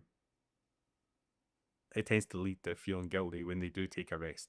So the biggest thing for you, Virgo, when it comes to fixing this is to say, I am not available. It's hard, I know. I know, Virgo. I can hear you already. Oh, I can't do that. I have to be of service. I have to be helpful. But you have to be able to do that for yourself. Yeah? You have to, Virgo, put you first. Because you can't help others if you're falling apart. Okay? So you need to make time in your day where you're not available. You're available for you, but nobody else. Whether it lasts an hour, whether it lasts 2 hours, whatever it is, you need that time for you. You need that time to say, okay, this is time for me to do me so that I can show up for you. Yeah? Another thing, we were talking about the standards, we were talking about the being critical and that stuff, and it comes down to you need to realize sometimes, Virgo, doesn't need to be perfect. And if you are learning something new during this time, or like before this time has led to this, you're going to be the beginner first. You might make mistakes. That's absolutely okay, because done is better than perfect. Yeah? If you are always sitting getting analysis paralysis, you're not going to get anything done. Whereas if you do and keep moving forward and you get better over time because you're being the beginner, you're learning, you do then become better at it. Does perfect really exist anyway? I don't think it does, but if you want to think about it as this is the best, then you become the best by doing over time. Yeah? And that's where you may take it into that rhythm of doing things consistently. Virgo, you're very good at it. When you get into it, you're very good at doing things consistently and getting better over time. But sometimes that analysis paralysis at the start, because you know they were all going to be the best because it's your first time doing something, can stop you even doing something. And if this is burnout and this is starting to get out, it could be changing a habit, it could be doing something like that. But just getting into the habit of saying done is better than perfect. Yeah? For you, Virgo, is getting out of your head is the big thing. Getting out of your head is the big thing for you. And that means that you have to have time in your day or your schedule. Like we says, you've got the not available for others, but you have to have a not available for your head either. Where they're not in time. Where it's like, I don't need to do anything for this 15 minutes. This is 15 minutes to just let what comes up, come up and let it go. Yeah? 15 minutes or 30 minutes, an hour, whatever it is for you, but schedule nothing time. The thing is, Virgo, if you are a coach and you are a creator of any description, that nothing time, you can create when you're frazzled. Yeah? This video from, like, not this one, like, when I first was coming back onto YouTube, because this isn't my first rodeo, I've been on YouTube before. When I was first coming back onto YouTube, I was in the analysis paralysis stage where it was like, I hummed and a hod, and a hummed and a hod. I ended up getting into the stage where I was like, I need to create a video today. I need to create this video, which adds pressure. Yeah? And you can't be creative from pressure. You can't create content from fear. You need to have that space for creativity. And this is for you, Virgo, is the thing. You need to have that space for creativity. So you need to schedule nothing space in, because I know that you like things in the calendar, you like to be structured and organized and all that stuff. And another thing for you, just on the being organized sort of vein, I would say another task for you is to track peace. Yeah? Track calmness. Like, write it in your diary. We had an awesome day. Like, this was so peaceful. Like, whatever it is for you, like, however you want to track it. And make that a trackable thing. Like, that will help Virgo. Yeah? If they're able to track something, they'll love it. Even if it's just when they get the peace, they're in, I had 10 minutes of peace. Just start tracking it. And this will be the hardest, I think, for Virgo, especially when they're burnt out, is stop being the savior. Stop trying to rescue people. Stop trying to fix people. Yeah? When you listen more than you talk, that's why we've got 2 years, so we can do more listening than we can talking. It is sometimes the best kind of help. Yeah? But Virgo, you sometimes like to, and it's out of love, you want to help everybody. So you give your opinions, and you try and save, and you try and rescue them.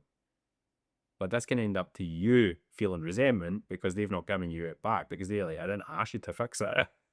So then you feel resentment. You're like, I've just tried to help you. I wanted to help you because I care for you, and you're just throwing it back on my face. Yeah? Stop trying to fix everybody. And sometimes just say, do you know what? The best type of helping is just to listen and let them know that I hear them and I'm here to hold space for them. It doesn't take much of your effort at that one. Yeah? But I think that would be really, really good for you, Virgo, if you stop trying to save everybody. You can even write that and you can track it. I saved one person today, not 100 people. Yeah? That's sort of a found Virgo. Track that as rare. In Virgo, if you are in the thick of it right now and you're like, I want to just see my chart, I want to see how I can work with this to get out of burnout, start to get moving again in my business, start to break that cycle. That is exactly what my one-to-one sessions are for. So come down, go down into the description and book one of them and let's have a chat. If you're like, I've got a business, my business is actually the problem here and it's causing the burnout, then I'm a business coach as well, and I have a coaching program where I can work with you over however long you need, Virgo, but to help you build a business that actually feels good in your body, that doesn't send you spiraling into burnout, that is profitable at the same time. Yeah. So if you want to work on that, come and speak to me on Instagram. If you want to book an intensive, I'll leave the link down below, or you can come speak to me on Instagram as well. But have an awesome day, Virgo. Hello, Libras. Hello, Libra. Moon, rising or sun. I'm so used to saying sun, moon, or rising that saying moon first is difficult. So for you, Libra, when we go back to your childhood, I assume that maybe you've found out or you've learned that conflict equals danger. Yeah. And Libra is the peacekeeper. So they don't like that conflict. There might have been some tension, some instability in the home when you were growing up that has meant that you've had to then think, well, to not feel scared and to not feel unsafe, I need to keep the peace here. I need to make sure they're okay before I actually look after myself, because I don't feel safe when they're not safe. Yeah. So then you would then be the peacekeeper between the two.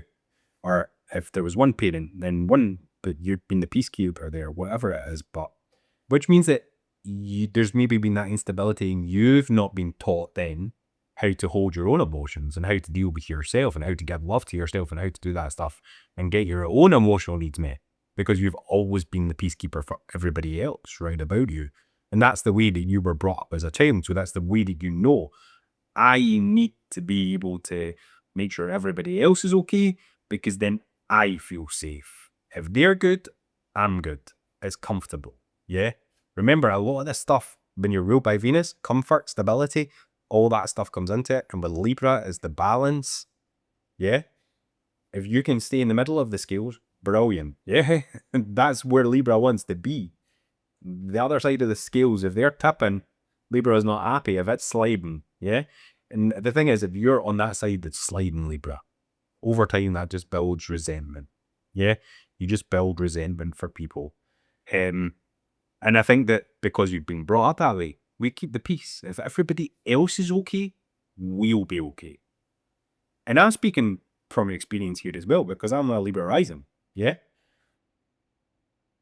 And I think when you were growing up, it was like, oh, they're easygoing, they're so helpful, they're good mannered, they're just so charming, they're just the best. Yeah. You'd have been told that because you were doing everything to help everybody else. You were keeping the peace. You were the fair one. You were doing everything that you should have in everybody else's eyes. But you inside, the schemes were extremely unbalanced. Yeah. And that, but as a child, you don't know that. Yeah, you're still learning. You're still trying to find your way through the world. So but you're like, okay, this is good. I get praise. I get all this validation that I need if I do these things, and I keep peace. And then it's like, if they like me and I keep the peace, they like me. If I do this, they like me. So now we've got people liking us. The peace is good. Everything's comfortable. Everything's good. It looks great. There's so much harmony. And that's what Libra's end goal is. But Libra, you can't pour from an empty cup. Yeah? You need to look after yourself. These scales need to be balanced. If they're not, for one side, if your side's slipping down, then you're gonna have resentment, and it's eventually gonna bottle up. And that's a lot of exhaustion trying to do everything for everybody else, especially when you're pouring from an empty cup. When you are starting to get into the burnout, Libra, resentment, yeah? You can sort of have this like how can I explain it? Like it's like a social hangover. It's not quite the same as withdrawal, yeah? Where you withdraw away from people. It's not so much that.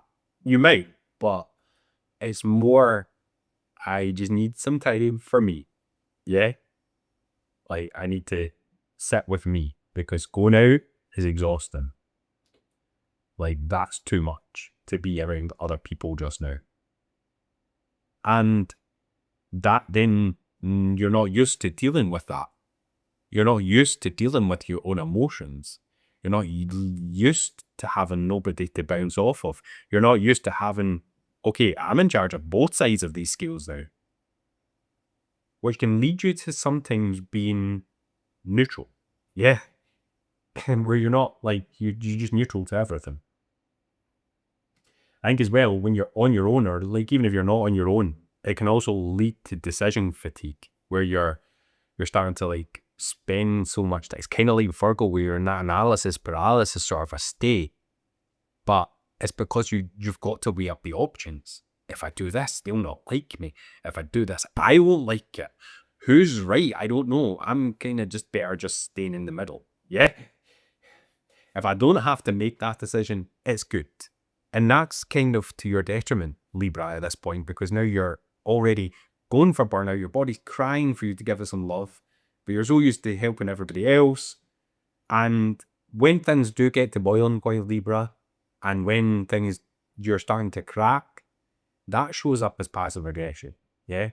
Like, it's not like Aries who's going rah and scream. Libra are more likely, they will avoid as much as possible. Even they will scream in their own rather than screaming in front of somebody else. But if they have to say something, it's probably going to come across as that smiling, and it might be a little bit manipulative, not manipulative, that's the wrong word. Like underhanded cheek. Yeah. It's probably the way, an underhanded comment. Like, well, I wouldn't be like this if you didn't do that. Yeah. What's said with probably that kind of a tone, actually. But it's more passive aggression. Yeah.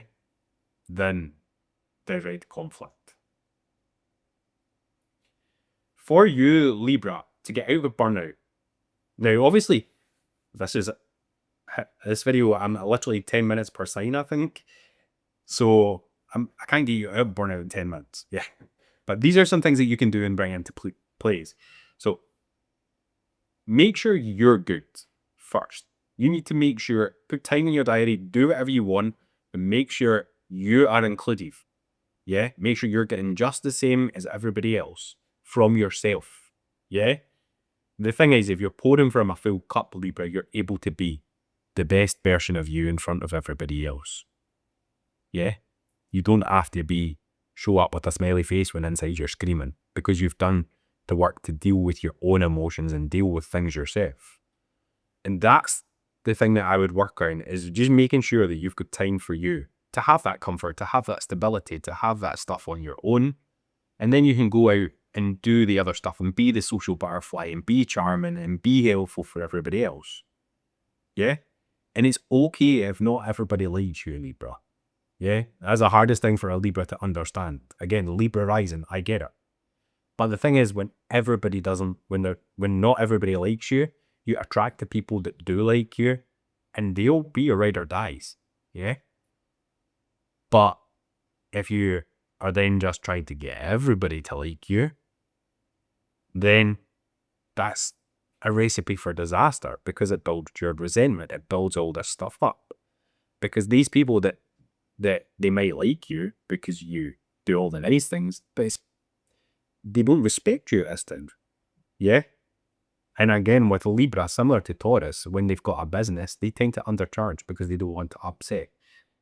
They know if they might lose it if they don't. Yeah? You might lose the client if they upset the client. But that's okay, because see, the clients that do love you, Libra, they won't negotiate your work. They'll pay you what you're worth. Yeah? So don't be afraid to charge what you're worth, because you are worth it. Well, feel it out with your heart. If it feels too cheap, it's too cheap. If it feels too expensive, it's probably too expensive. Yeah? You'll know what to charge for your service. Go within here, Libra. And for you, it's going to be saying no. Practicing saying no is going to be a thing for you, Libra. You need to get used to saying no. And just remember, I think I can't remember what thing I said it to, but when you say no to something, you're able to say yes to something else. And that might be a better opportunity. Yeah? That might be the thing that actually moves the needle in your business. But the thing is, when you keep saying yes to everything, you say yes to all the things that don't really move the needle, but then the thing that could, you've got to say no to now because you're at capacity. So it's about, you need to then learn to say no to more things so you can allow the yeses, the hell yeses, to come in. Yeah? And if it's not a hell yes, it's a no. That's where you need to practice. That's why you need to practice saying no. So you can say, oh, that's a maybe. Well, it's a no. Yeah? That's a yes. Let's do it. Okay? And I think for you, getting anger out is one of the things that you struggle with. Yeah? And that means that you need to take that time for yourself where you can go to high impact energy exercise class, or you can go running or do something to channel that anger. Yeah, even if it's just standing in front of the mirror and screaming at yourself, like, rah! Get it out, Libra, in whatever way, shape, or form. But that anger will build up. That resentment will build up. And you need to get that out. Whether that be when it comes to breaking point with somebody else, or whether that be in front of the mirror. Yeah? So for this last one, it might not be the most comfortable for you, Libra, because I know we have to look brilliant, we have to look our best at all times, and we can't show up messy. But for you to stop getting into burnout and to start being able to take a rest in your business and that sort of stuff, sometimes you need to show up messy. I mean, like, here we are, it's like 3:30 in the afternoon now. I've done work, I've not just been filming all day, I've done some this morning, I've done some tonight, head's a mess, and you've just got to do it. Because I'm certainly not going to go and get another shower now and get all spruced up again to come back onto camera.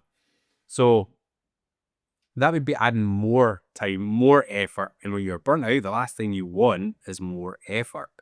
So be okay with showing up messy. I'm not saying you have to do it all the time, and I'm not saying you should like aim for that, but doing that now and again just to take the brakes off and give yourself a little bit of space is 100% something that you should get in the habit of doing now and then. And don't be afraid to do it, Libra. People aren't going to like you less because you had a messy bun in your hair, or because you had an unironed shirt. I can't think of one for a guy. But they're not going to think anything different of you, yeah? And if they do, they're not your people. So, Libra, if you are in the thick of it right now and you're like, I don't know if I'm in burnout, I don't know what's going on, I just feel a bit stuck, then come and speak to me, yeah? Come over to Instagram, have a chat. You can go down below and book an intensive with me, which is 90 minutes, where we can sit and go through your chart, or we can have a look at things, see which is the best next steps for you. Or if you've got a business and it's the business that is actually the thing that's holding you back and burning you out, then we can work together on that, and we can put steps into some business that feels good in your body, Libra, yeah, and isn't taken from you, and you can still live the life that you want to live, yeah. I always say business is about working to live, not living to work, yeah. Scorpio moon, sun and rising. I had to have done it right that time, but throughout this video I have struggled saying moon first, so Scorpio, you made me do it. Scorpio moon, as a child, what I have noticed with Scorpio moon is you might not have been able to express your emotions fully. Yeah, you might have been punished, like stop crying, stop this, stop the next thing. For boys especially, you may be being told, big boys don't cry, that sort of a thing. There might have been that sort of a punishment for showing your emotions. Or you might have opened up to somebody in the past, like as a child, you might have opened up to a parent or a teacher or a friend at school that has then betrayed you in some way, shape or form, and you've then found that it's not safe to trust people with your emotions. And there could have been some instability during childhood. You might have felt that you had to hold on to secrets more because you couldn't tell them out, which meant that you felt maybe you were living a lie, perhaps. Or maybe there was just, you received emotional intensity, or when it came to emotions, it was then kind of intense emotions that you learned or modeled growing up, and you would have maybe have been them. So you've maybe grown up just a little bit emotionally, a little bit quicker than you had to. You've had to be self-sufficient, because if you did break down, then it was never going to end up well for you. So you've just got into the habit of, oh, well, I can do this myself. I can deal with my own emotions, which has made you keep that wall up to protect you. And you don't show that vulnerable side as much. And that starts to then create problems with when you're expressing your emotions, or when you're expressing even on your own. And I think, Scorpio, because you are a water sign, you are more intuitive than you probably know. You do feel a lot of things that are going on round about you. You can probably feel other people's energy, and you're hyper attuned to everybody else. But because you can feel it off of everybody else, but then you don't feel noticed, if you like, or you can see, you might think, oh, well, I project onto or everybody else projects onto me, but nobody sees me, sort of a thing. Nobody notices me. And it might be that sort of a thing with when that can lead to burnout, because you're starting to take on everybody else's stuff and you're feeling all their emotions, and then you feel resentment because nobody's noticing your emotions and noticing how you're feeling. But you can see everybody else's or notice everybody else's emotions, Scorpio. And I think over the years, as a child or whatever, you have found that it has become safe to be in control. Yeah? When you've got your emotions in check, you've got control of the situation, everything's good. You are safe when you have control. And obviously you've learned to grow up, you've grown up that little bit quicker, you've had to be a little bit more in tune with your emotions. And that's maybe led to okay, if I'm not in control, I'm going to make myself in control. I need to have some control of this. I need to do it in some way, shape or form, which could lead to then you maybe need to manipulate it, you need to get angry. There's other things here. Remember, you are ruled by Mars. That is your traditional ruler. So there is some things where you can be a little bit angry, and it's an emotionally angry. Yeah. So there's that safeness that comes from being in control. And Scorpio, when you add all of that up, that is exhausting over time. Yeah, it's exhausting. Like, to try and hold it all together, and to try and maintain control, and to try and hold on to secrets. You're holding a lot of stuff and you've just got no more space for anything else, which can then lead to emotional burnout. And that can be the hard thing for Scorpio. Let's move into the symptoms. What does it actually show up like when you're starting to burn out? Well, one of the main things with Scorpio is, because there is that trust thing with Scorpio, where they're like, I don't trust you yet. I don't know you well enough. I don't trust you. You sort of withdraw more at this point. When you're starting to get burnt out, you may be pulled back from being with your friends. You may be pulled back from being and with certain family members or with certain things, you just pull back, more social, more let's be in solitude, do the work, and then we can maybe reintegrate. The only thing is when you withdraw and you're trying to do it all yourself, Scorpio, because that is the other thing with Scorpio, because it's never been safe to ask for help because that's giving your control to somebody else. So you're like, I need to do this myself. Yeah, if I don't do it myself, I might get betrayed. And somebody might do something like that's not great. So I don't trust these people well enough yet. So we're just not going to trust them. We're just do it ourselves, which is again adding more pressure. Remember, and when you've got Mars in there as well, it's like a bit of a pressure cooker. It's going to blow at some point. And when you're trying to like manage the situation and be in control and do it all yourself, and you've got nobody else around you because you put that wall up, not only now are you trying to deal with the initial situation that caused burnout, you're trying to deal with the situation that you've got on you right now, Scorpio. And that, just watch out for resentment, because that's another thing. And then when Scorpio's not happy, they've got the sting. Yeah. I don't see Scorpio as the ones to be that aggressive. Like, yes, they can be aggressive. They're ruled by Mars. There's every chance of them being aggressive. However, with Scorpio, it tends to be more, oh, really? You said what? Okay. So one, yes, they might be aggressive.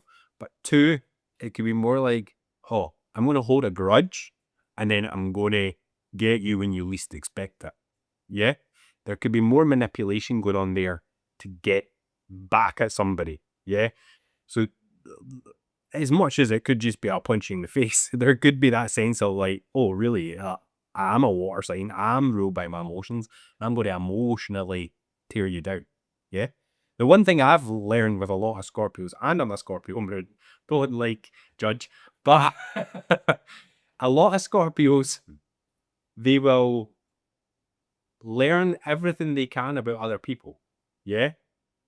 And they will be loyal with that information. They can hold a secret. Yeah? They can keep that information to themselves. They're not saying they'll go out there and use it. Yeah? However, if you do something to that Scorpio that makes them put that wall back up, they will hold that grudge, and they know that you know they've got a secret. Or they know that you know they know the things they know. And they'll use that to their benefit at this point, yeah? So, and again, if you are the Scorpio that's doing this in this situation because you're burnt out, then that's deep. Yeah, that's a lot to carry, and it's a lot of energy, and it's a lot of, as you can see, it's not just the exhaustion and the tiredness. It's not the tiredness that you necessarily need all the time. It's the other things, like the being able to ask for help, the being able to not withdraw completely and still know that there's support out there. And I think for Scorpio as well, even if they don't withdraw, they still do that. Everything looks fine. They always look like they're in control. Yeah. Which is, again, is exhausting. For you, Scorpio, one of the things that really helps me, I'm a Scorpio moon, and a Gemini, so this helps with the both of these. When I was burnt out, it was just every day just to write, and especially if I was angry and it was rage writing, yeah? Because you're moving that energy out of your head and out of your body and into something that's away from you, whether that be paper, whether that be a computer, whatever it is for you, whatever you find comfortable, you're removing the energy and putting it out there. Yeah?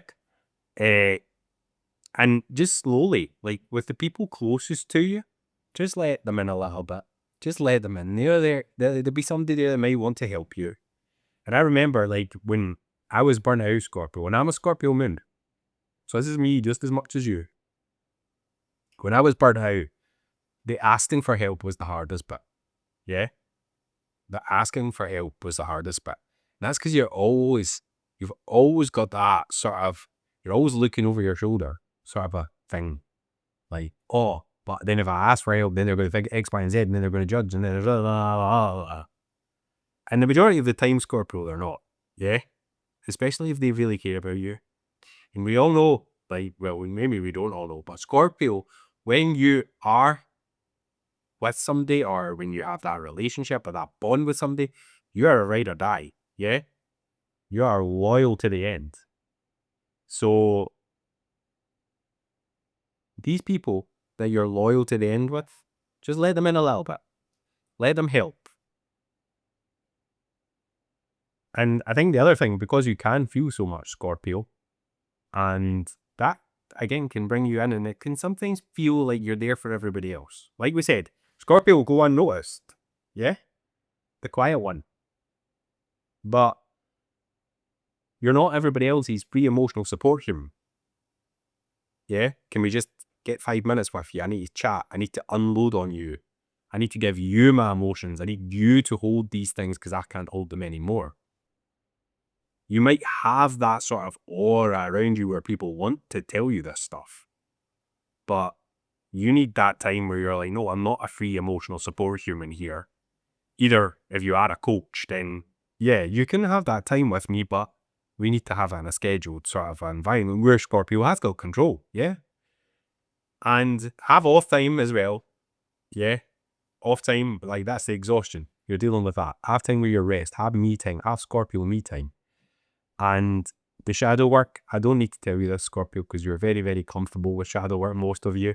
But doing the shadow work, if you're not doing it already, is 100% going to help you when you're burnt out. Yeah? Because a lot of the time with burnout, it's because we don't trust our bodies, or our bodies don't trust us. Yeah? So we need to build that trust back up, and we need to integrate our shadow. It needs to know that it's safe and it's not going to get battered and hidden and all that stuff, Scorpio. So we need to do our shadow work. And Scorpio, if you are, I've been exactly in that burnout position. If you're there right now, or if you feel like you're getting there. So if you do want to have a chat, then come over to Instagram, hit me up over there and we'll have a chat. But you could also book a one-to-one intensive with me. I'll leave the details down in the description. And if this is regarding your business, if there's a part of your business where you're like, I need a little bit more freedom, I need a little bit of time, I need a little bit of off time, I've got this team, I've got that, I've got the next thing, and I just need a little bit of support there, then I do have a coaching program for coaches that is there for you to, instead of seeing me for once, for 90 minutes, you'll see me more consistently, where we can work with your business to get a business that actually feels good for you, Scorpio. But Scorpio, have an awesome day. Sagittarius moon, sun, and rising. I'm getting used to this now. I'm getting used to it. One of the things for you when you were growing up, there might have been that bit where you maybe felt trapped growing up as a child. Yeah, there might have been that you felt overwhelmed or trapped by your emotions where you maybe craved more freedom, but you were always told, no, you're too young, you're this, that, and the next thing, and you can't do this and it made you feel trapped. And I think in the past and whatever, you maybe, or even now as an adult, you might be masking that pain of feeling trapped, especially if you're in burnout, yeah, or you're getting close to burnout. Are you masking the pain of something you know that's going to have to be fixed? With humor, optimism, growth, this is just a growth phase. This is just a growth phase. But really, you're trying to find a way out, yeah? I think growing up Sagittarius, like with that, where you're always the funny one, you're the optimistic one, you're always looking, you're always curious to find the next thing. You need to find the biggest thing with Sagittarius is they're looking for that purpose. They're looking for that meaning in the things they do. They're the explorer, the adventurer. But then if you're feeling tied down or trapped as a child, then that's the learned behavior here. Like, and you're always going to have, I want to explore, I want the freedom, I'm a free spirit, and I feel trapped. You may even be your own emotions that are trapping you at this point, Sagittarius. Because the thing is, the more you're able to go and explore, doesn't necessarily mean go away and explore something, yeah? It could be simply just being able to like, oh, I want to try and put a YouTube video out and I'm going to spend the time and we'll do this and then I'm going to explore that. The more you've got the freedom to do that, the more it's going to work for Sagittarius. However, when you feel like you can't explore and you feel trapped, that's when the burnout starts to become more. It starts to play on you a little bit more, Sagittarius. And I think as a child, you were probably taught to shrug off your emotions more. I'm fine. Like, you don't want to be the problem. Just tell them I'm fine. Yeah, right. Everything's good. That's one thing I've heard from Sagittarius as well. And it's all about keeping that. I think you're keeping up appearances, like keeping that smiley face, keeping the things, everything's good, I'm fine. Even when you're not. Yeah? And when that will show up in burnout, because it feels like you're on this hamster wheel. It feels like you're always going round and round. Yeah? And you've got the energy. That's the thing, you're a fire sign, Sagittarius. So you've got the energy to keep going. And it's relentless.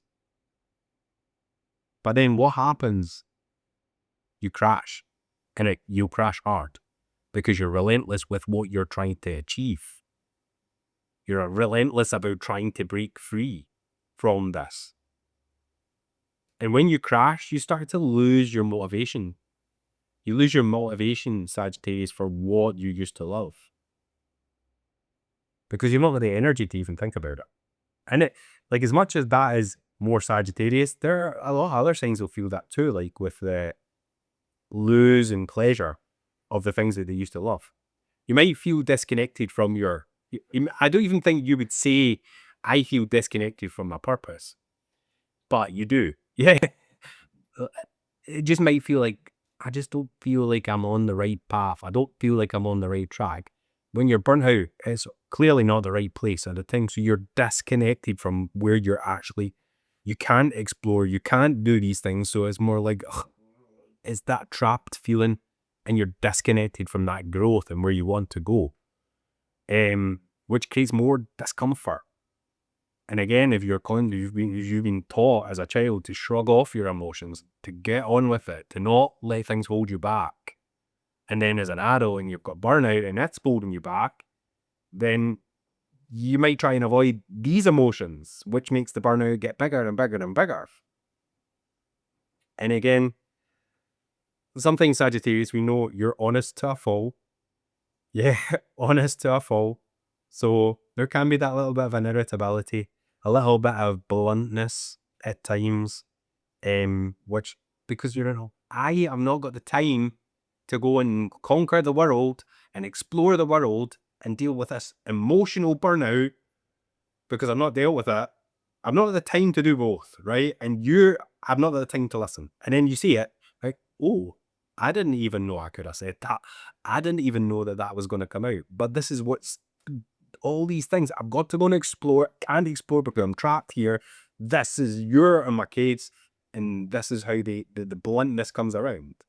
And sometimes they're just even blunt. They didn't even know themselves they could be that blunt.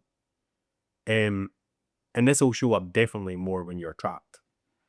And I think for you, Sagittarius, to get out of this burnout, yeah, don't put the pressure on yourself.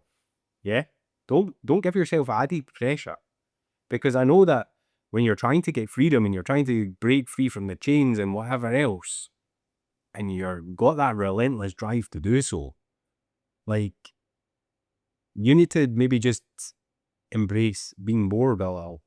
That's the first thing I would, and I know I can hear you already. Absolutely not. We will not be doing that. Try it, okay? Just embrace the boredom, because what happens, and a lot of people struggle with boredom because it means that they have to deal with the emotions. They have to deal with the things that come up during that boring period where they're doing nothing. Yeah. But that time is productive as well, because it's letting you clear, it's letting you integrate your shadows, letting you do all these things that can help you move forward, Sagittarius. So be bored. You don't always have to be on your phone looking for the next thing, try to move, all this. You don't need to be doing that, Sagittarius. Yeah? You can slow down, not being trapped. You can slow down. Embrace a little bit of boredom so you can be ready for your next trip, yeah? I think another thing for you is to say, right, okay, well, what is the benefit?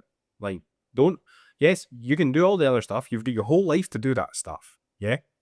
But what is the benefit of just maybe staying where I am for a little while to get over this? To be okay with that. I say that is very hard.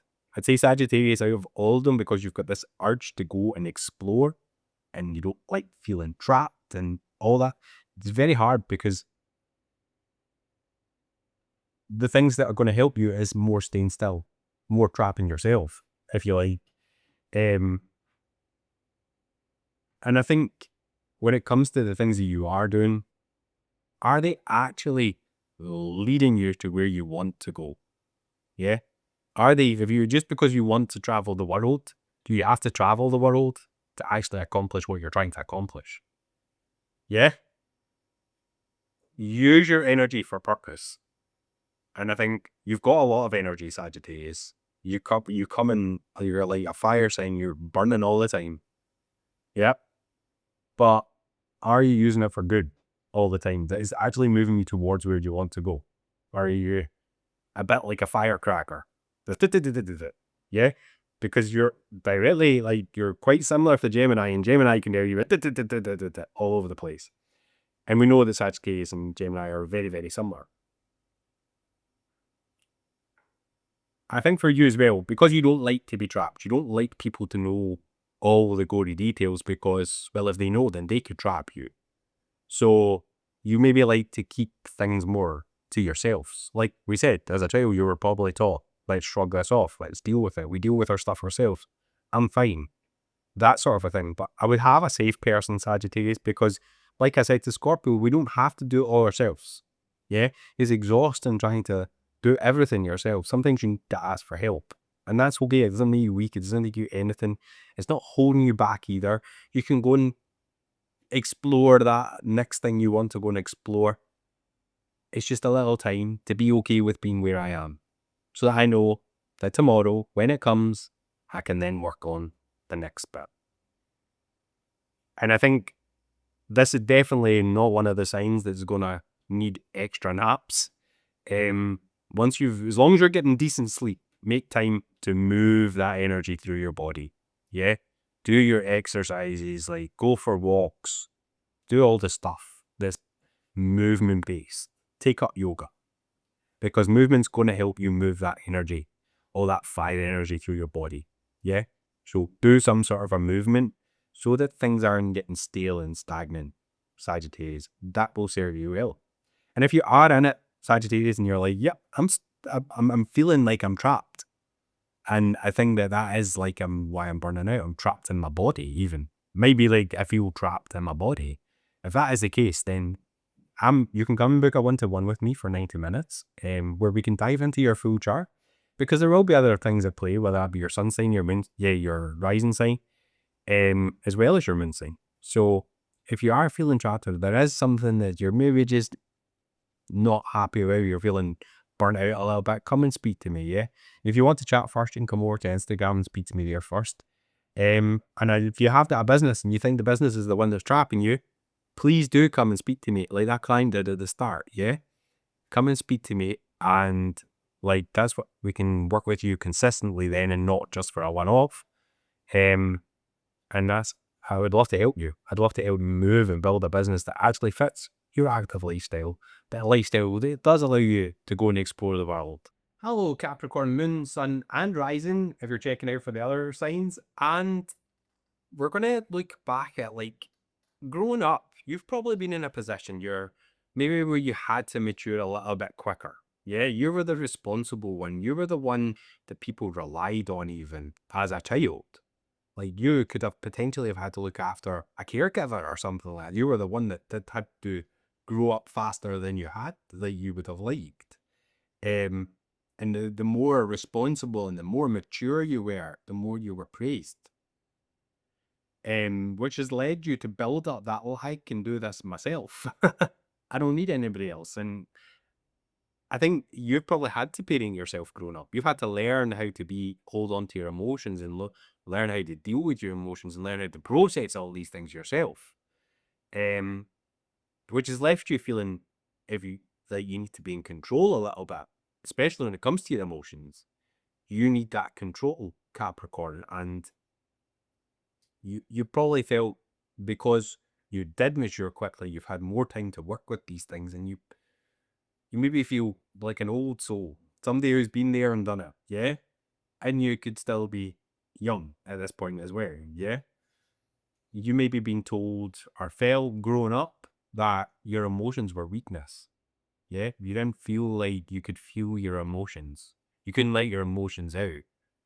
And I think boys, like, you hear that where they're told, big boys don't cry, or Like, for girls, "Oh, you're too sensitive, stop it. Like, all these things, you're too much, you're too this, and I think is that when you're ruled by Saturn, like that emotion can make you feel like weakness, can feel like weakness. Um, and it's because you've always been the one that held everything together. Yeah? You were the strong one. Everybody thought they could rely on you. You were the responsible one. So you were like, if I'm not that person, then I'm not strong, which means it makes you think that you're failing, that you're weak.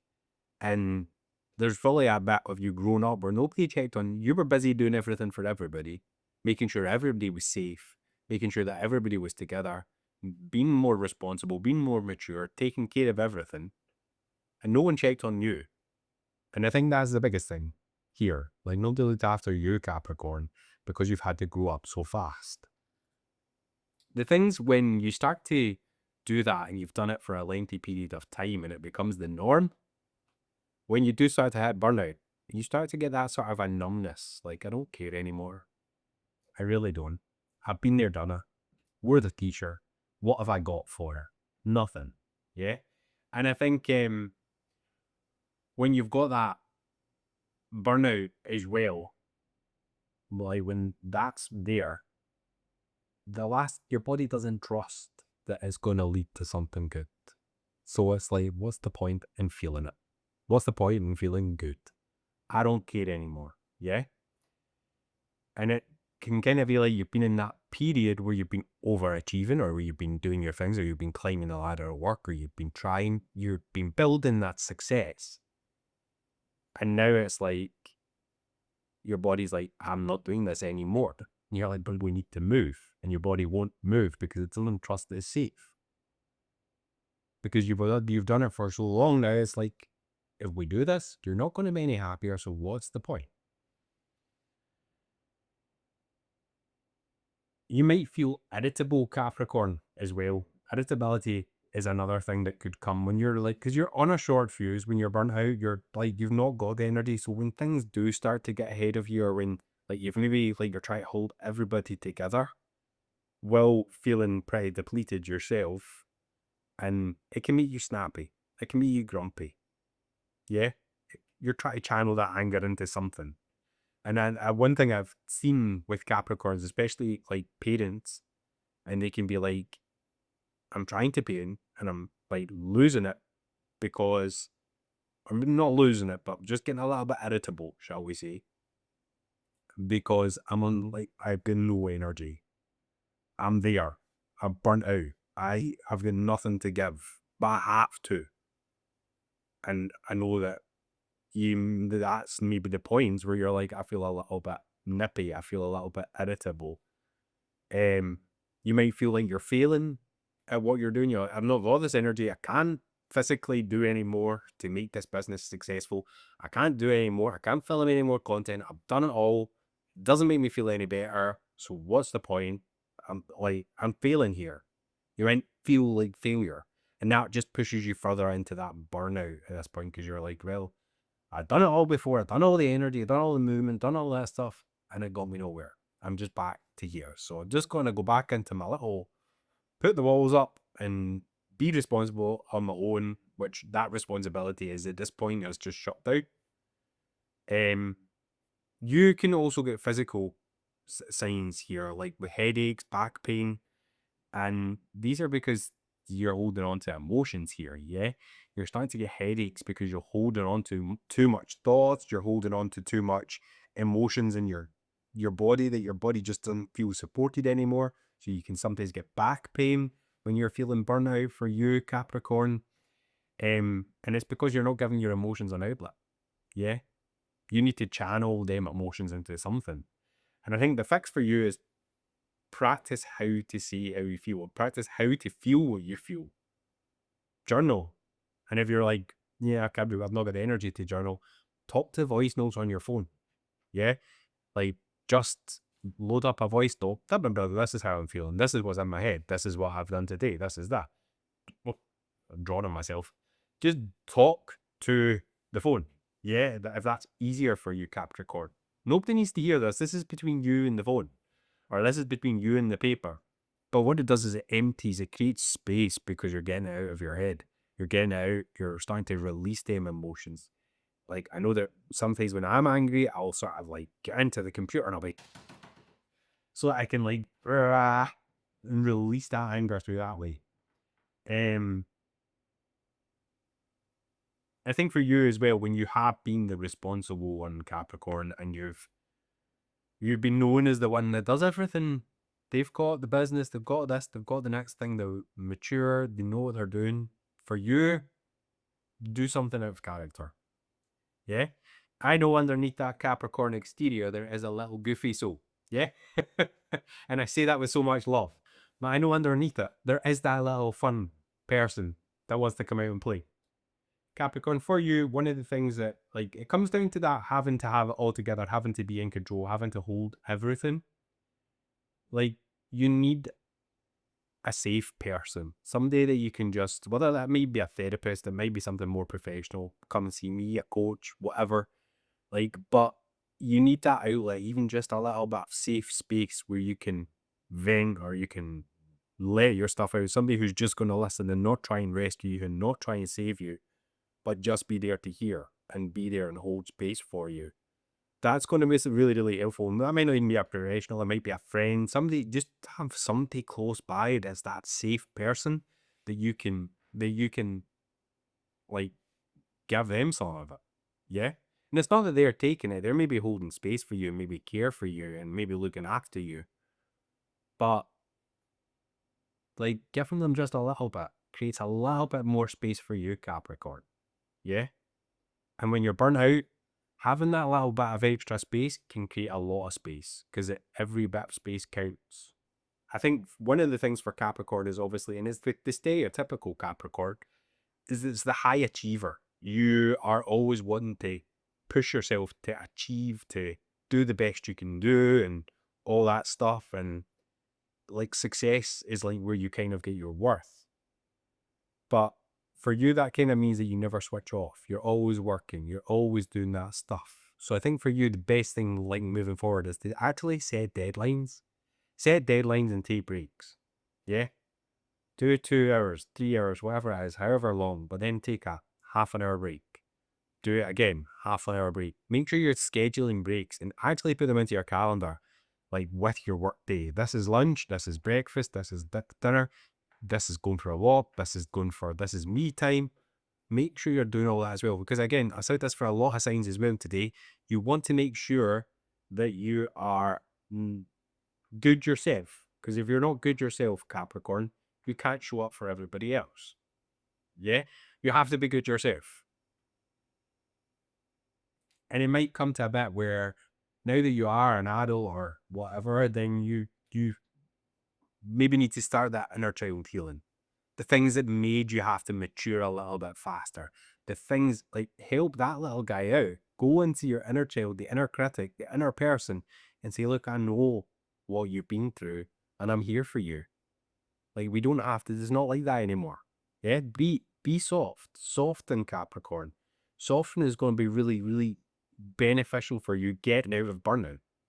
Yeah, where you let things hold you.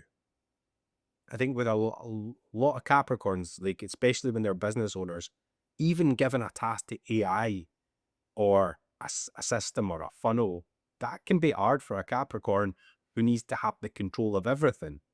But sometimes these little tools and systems can just hold you a little bit more, Capricorn. Yeah. And that's why, like, if you have got a business, come and speak to me, Capricorn, and we can look at systems that can help and take the space off. Yeah, or give you more space, give you more space. And that's where my coaching program is here to help. So if you're in that position, come and speak to me on Instagram and we can look at the coaching program, see if it's a fit. If you want just need to go through your chart and look and help you move a little bit further forward, then come and speak to me as well. Or you can book a 90-minute intensive with me down below. But I think that reparenting is going to be the best thing for you to start to move forward from that burnout, Capricorn. Aquarius moon, sun, and rising, if you're watching for one of the other ones. When you were growing up, I think for Aquarius, one of the common things I hear is that they kind of get comfortable being the one that's different. Yeah, you might have a family where everybody's dead noisy and you're the quiet one. Or you might have a family that's quiet and you're the noisy one. Yeah, there's something there that just makes you feel different. And you find comfort in that. That's where a lot of the comfort comes from. Which I think when you're younger, you would have probably dealt with that probably from being more on your own. Yeah. Where if you, especially if you're in the house where everybody's noisy around you, and the easiest way to deal with that when you're like in a quiet things and you want a little bit of peace and quiet, is to take yourself out and take yourself to another room. And I think you got used to being alone maybe through being different, and that just became, right, I'm safe when I'm on my own. I'm safe when I'm being different. I'm comfortable when I'm doing things differently. Like, I don't need to be like everybody else here. And I think when you're in that situation, if you're the one that's different and you don't feel the same things, like maybe other people's emotions didn't really feel safe. They didn't, when you seen them react emotionally, you were like, this could be dangerous. This could be volatile. This could be unpredictable. I don't like it. And again, let's get out the road. Let's be alone. We can, like, then you maybe start to intellectualize why these emotions are. Like, instead of crying, for example, you would say, intellectualize what crying was. Yeah, you would talk about them. You would find it easier to talk than to release the emotion, to intellectualize it, to sit and tinker with it like a little scientist trying to like work it all out, like what's going on here if this is the situation. And I think there was more observing and analyzing things going on than actually being able to release emotions. Another thing is, like, maybe like growing up, you might have felt that to feel love from a parent, from a friend, from whoever it was, but to feel love always came with strings. Yeah, there was never like, oh, it was just unconditional love. There always was strings there that made you feel like, oh well, love is dangerous. That made you feel like, oh well, I can't express my emotions because they're dangerous, and it's safer just to analyze everything and be that little bit of a scientist that sits there and works out and does their little experiments. That sort of a thing is probably more comfortable than, like, because love always came with a string, or it was dangerous, or it just didn't feel, for whatever reason, that it was safe to feel love. I think with Aquarius as well, because they are that kind of and like, they like to do their experiments and see things and see how they can pull things together. They become the people watchers of life. Yeah, they can see how society is playing out, and they know, they've intellectualized, well, if they keep doing that, this is going to happen. And they can see things afar because they're watching and they're paying attention. They might get out the situation without you even noticing, but they've watched it and they know what's going to unfold, and that's why they're getting out of the situation. Because they maybe had to learn to do that growing up. Yeah. And I think one of the things that, because they have got this awareness, even though it's in their head and it's intellectualizing their emotions and stuff like that, but because they've got this awareness, they are like, well, instead of me getting rejected and feeling crap, I'll just reject you, and then you're never going to reject me in the first place, so it's all good. Yeah, I don't care. They've built this way of being able to detach from things very, very easily because they use logic. Yeah. And they might even use like a sort of an escapism, not like a Pisces who will maybe go out here and escape reality. They'll maybe just escape into their own little world where it's safe and it's comfortable, and they know what, they are in control of everything around them. They know this bubble. And when they do want to, they feel a little bit rebellious, they'll maybe go online and troll on the internet or something like that, or go into a safe community that way where it is more intellectual, and you're not really dealing with emotions, but you can deal with words, and you can deal with being creative with your words and stuff like that, and be the researcher. When things get a little bit too much though, and you're starting to get to the burnout stage where things have maybe got on top of you, I think because you are so used to detaching, it would go unnoticed for longer than normal for you until the later stages of burnout. But I think you'll get to that point where you're sort of mastered numbing out. So you're like, well, I didn't feel it in the first place, so who cares? And I think, again, detaching from reality and staying in your own little bubble, but even detaching from yourself a little bit as well here and ghosting yourself, turning into the researcher who has to work out, why have I got no energy? And it becomes hyper research. Like, I need to find the answer to this. It can't go on like this.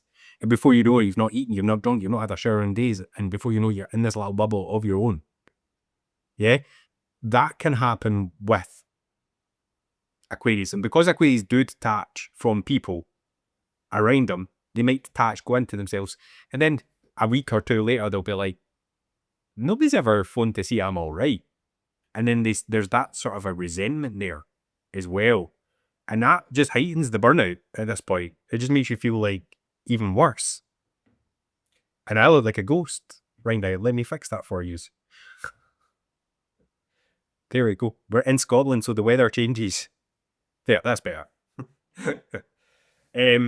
So yeah, they'll ghost themselves. And the thing with Aquarius, because they do intellectualize and they don't release their emotions and all that stuff over time, the last thing that the crescendo effect happens, yeah? They've held on to it, they've tried to intellectualize, they've tried to find it, they've ghosted themselves, they've ghosted everybody else, they're trying to do it all on their own. And it gets to that point where everything just goes, they start crying for no reason, and they're like, what the hell is it? Then they get confused, and it sends them back to the start where they have to start research. Why am I crying? I need to try and find a reason for this. There must be a reason. I need the answer. What is causing this? And they get into that hyper researching mode again. Yeah? Because now they've detached from everything, so it is only them in their body, so they've only got that to work with. And it's like, but they use the internet, they'll use other things to try and find the answers.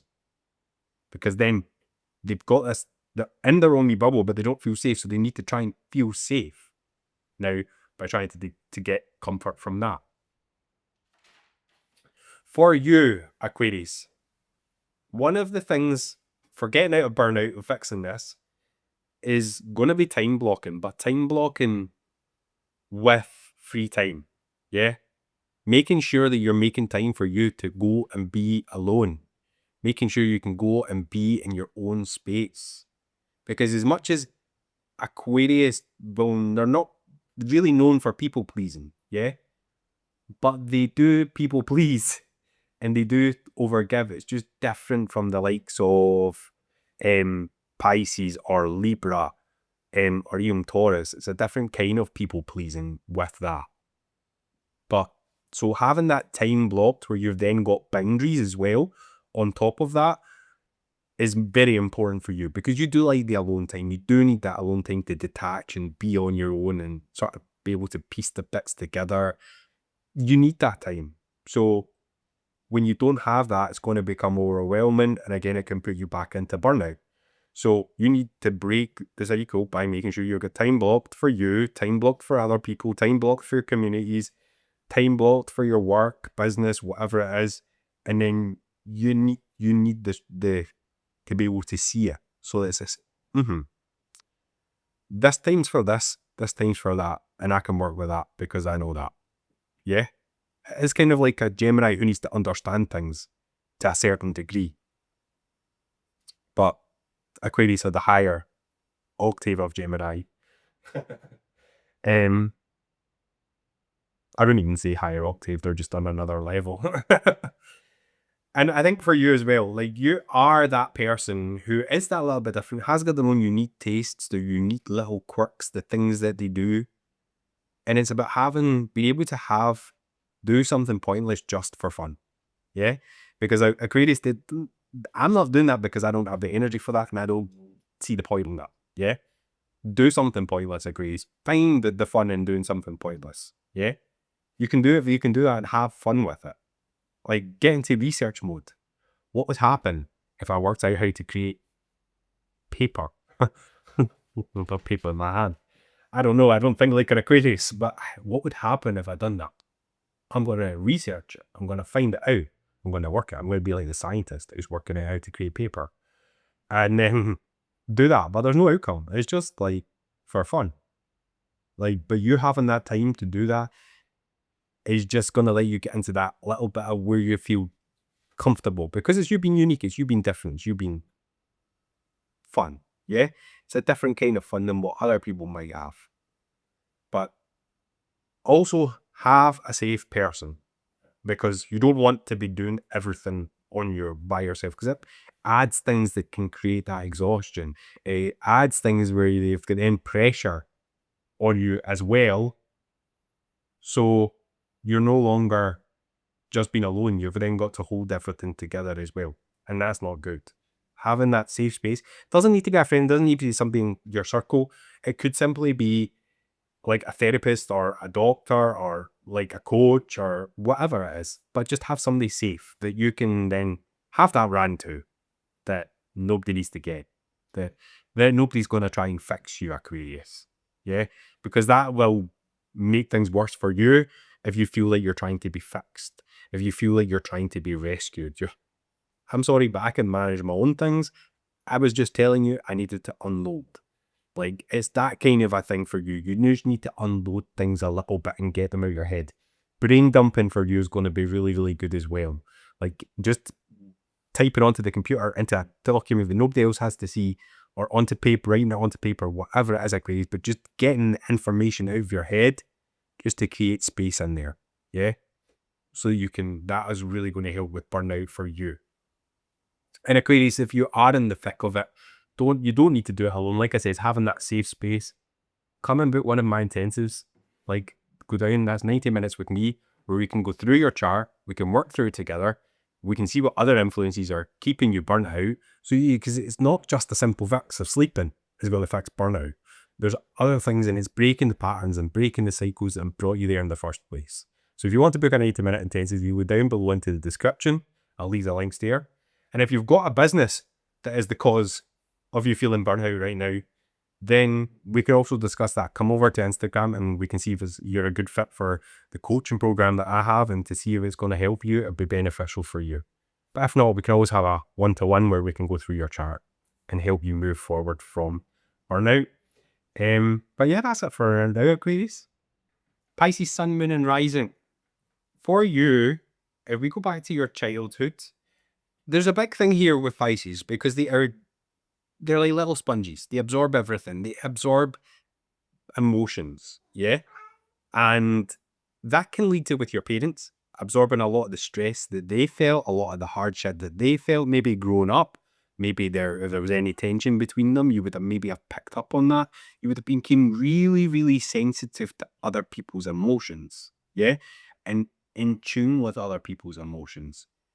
And I think growing up, you would have maybe have found that you would have got comfort or felt safe when you were able to soothe other people's emotions. Yeah? There's that, oh, well, if I can make you feel better, then it's all good. Kind of similar to Libra, but a little bit more emotions. With Libra, it's more about being light. With you, I can feel safe if I can soothe them. Yeah? It's maybe not going to, because if they get angry, I'm then going to feel their anger. Yeah? That kind of a thing. So it's more like, if we just make them feel good, I don't feel unsafe. And I think when things did get too much for you, you would have maybe then thought, well, instead of dealing with this, instead of absorbing any more of it, I'm going to take myself into another room. I'm going to start daydreaming. I'm going to start drawing. I'm going to start being creative. I'm going to let the anger out through creative, or get my emotions out, or get these emotions out through creative process. I can't speak. You're the last one, Pisces. But escaping kind of reality, like escaping the situation and getting out onto paper with like art, through photography, maybe even music, just some sort of a way to like not have to absorb this anymore. You've got, no, not dealing with it, I'm off. Yeah? And there might have been a bit of you growing up that was kind of like you maybe craved like the love of your parents, or crave the love of the people around you, but you just maybe felt like you had to earn it. It wasn't like, oh, we love you just because it's you and you're our child and we care for you, we want the best for you. It felt like I have to do things to earn this love from this person. And again, that comes from like all the feelings and all the intuition and all that stuff that Pisces have got. And they just feel like, I want this love. I really crave this love. I need it. But if I do, it's going to come at a cost. I'm going to have to do stuff to earn that love. And again, that might make you retreat and make you want to go back into your shell and that sort of a thing, Pisces. There might have been strict routines that you didn't really quite get, like why? I don't understand why. I'll go along with it because I want to be loved. I want all the other stuff, but I don't understand it. I don't understand the logic. Yeah? I'll understand your feelings. I can get it. I understand that. But I don't understand like why this is happening. Yeah? The logic was maybe a little bit more difficult for you. And it would have maybe made you shrink, go back within yourself, go try and escape again, go and becoming really creative. That was more like an outlet, I think. When at the end of the day, all you wanted was peace, quiet, and something non-judgmental. Yeah? That was what you were wanting. And you maybe got it when you were soothing other people, but you knew it came at a cost. Yeah? You had to soothe them to get it. Like, and that can lead to holding on to things and burying things and all that stuff. Like, is this my emotions? Is it their emotions? I don't know there's that confusion, that fogginess, that heaviness where you don't have your peace. Things aren't quiet because you're holding everything for everybody. Yeah. And I think when it gets to the stage, whether that be in your business, whether that be in life or whatever it is, but when you're close to burnout or you're in burnout, escaping reality is the big one. Yeah. It's for Pisces. It's escaping reality, it's ghosting people, it's being on your own, it's being creative and taking that quiet time to zone out from the things around about you in your own little bubble where nobody can bother you and you can just be. Yeah? You can draw, you can play an instrument, you can do whatever it is, but you just need that. This is my safe space and I'm going there because this is getting too much for me. I've took on too many emotions. I don't know which ones are mine anymore. So if I leave them at the door and I'm in my safe space, I can then start to work out. But again, if you're carrying everybody's emotions, you could have already have started the burnout process just from holding it because you're not cleared that energy. Yeah? And I think when you're in that, it can then made your intuition more confusion. Like, is this mine? Is it not mine?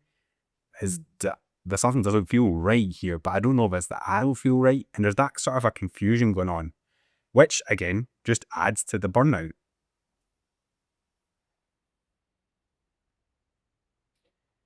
And when you're in that stage where you're trying to escape or you don't know what's yours and you don't know and you're feeling burnt out, you might feel like, one, you could either go the spiritual bypassing route where you're like, oh no, this is like everything's great, this is just this. And you could try and find, instead of doing the work, you could try and escape reality by spiritual bypassing.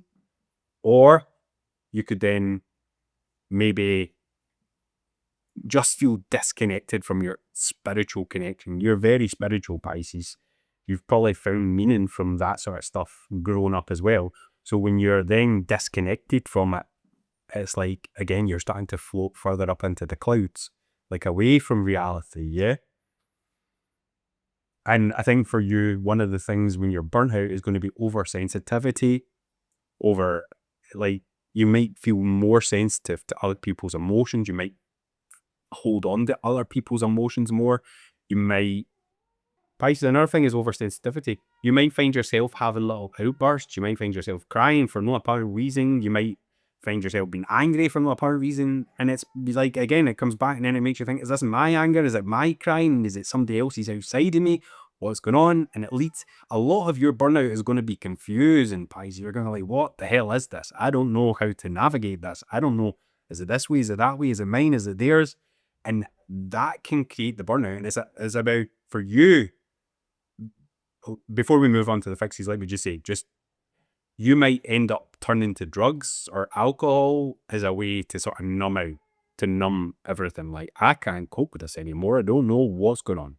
I need to get rid of this and I need it now. And that could lead to addictions. So just be careful with that, okay? I'm not going to sit here and say that every Pisces is going to go and turn to drugs. They might escape in other ways, but just be careful of drugs and alcohol when you are burnt out. Fixing for you is going to be grounding, yeah? Because we've said a few times that Pisces like to flow. They like to confuse. Things is hazy. They don't know, is it mine? Is it theirs? I don't. Yeah, there's that confusion. There's that haziness. Whereas when you bring back to the actual moment and ground yourself and do exercise and movement that gets you into your body instead of sitting and like flowing, then that is enough to like just make things a little bit easier for you. Yeah, where you are then able to, well, nothing's actually your intellect, your intuition can come back. You can be a little bit more logical, where you can be like, well, I'm on my own. This is clearly my emotion that I have to deal with and clear. Yeah. And when you are around other people, make sure you're clearing your energy. Yeah. Go and see energy healers. But also like do your own things. Yeah. Make sure you've got the boundaries there, that you're unfollowing people that are maybe bringing your energy down, or your like energy that's people that are soul sucking you maybe a little bit. Just block their energy completely from your field. It's not serving you. Be creative, but be creative for fun. We can be creative not just to channel out anger or channel out emotions or anything like that. Be creative and like, I'm just gonna take a photograph, or I'm just going to draw a picture just for fun. Yeah, there doesn't need to be an outcome to it. And have a no day. Yeah, this is for you, Pisces, really important. Yeah, because Pisces do take on the weight of the world, and that can leave you feeling depleted. Yeah, just alone on a normal Tuesday. Yeah, never mind when you're burnt out. So it's going to be a lot heavier if you're burnt out. So having a day where you can just be like, I'm not got the energy for anybody else, just me, myself, and I. Yeah. Whereas MD asks anything, no. And I know it'll be hard, Pisces. I know it's hard. Like, I'm a Libra rising. I know, like, this is hard when you have to say no. But for you, Pisces, when you are like that little sponge that absorbs everything in, you need a day where you can just release everything from you that's not yours. So even on them days, spa days, well, I'm at a spa, so I don't actually have the time for anything else right now. I can't be there to help you. I can't be the emotional support human you want me to be. So I'm not going to be. But you might find people drawn to you at times, which increases your burnout, because they're drawn to you because they know you'll take away that energy. They know that you'll absorb it.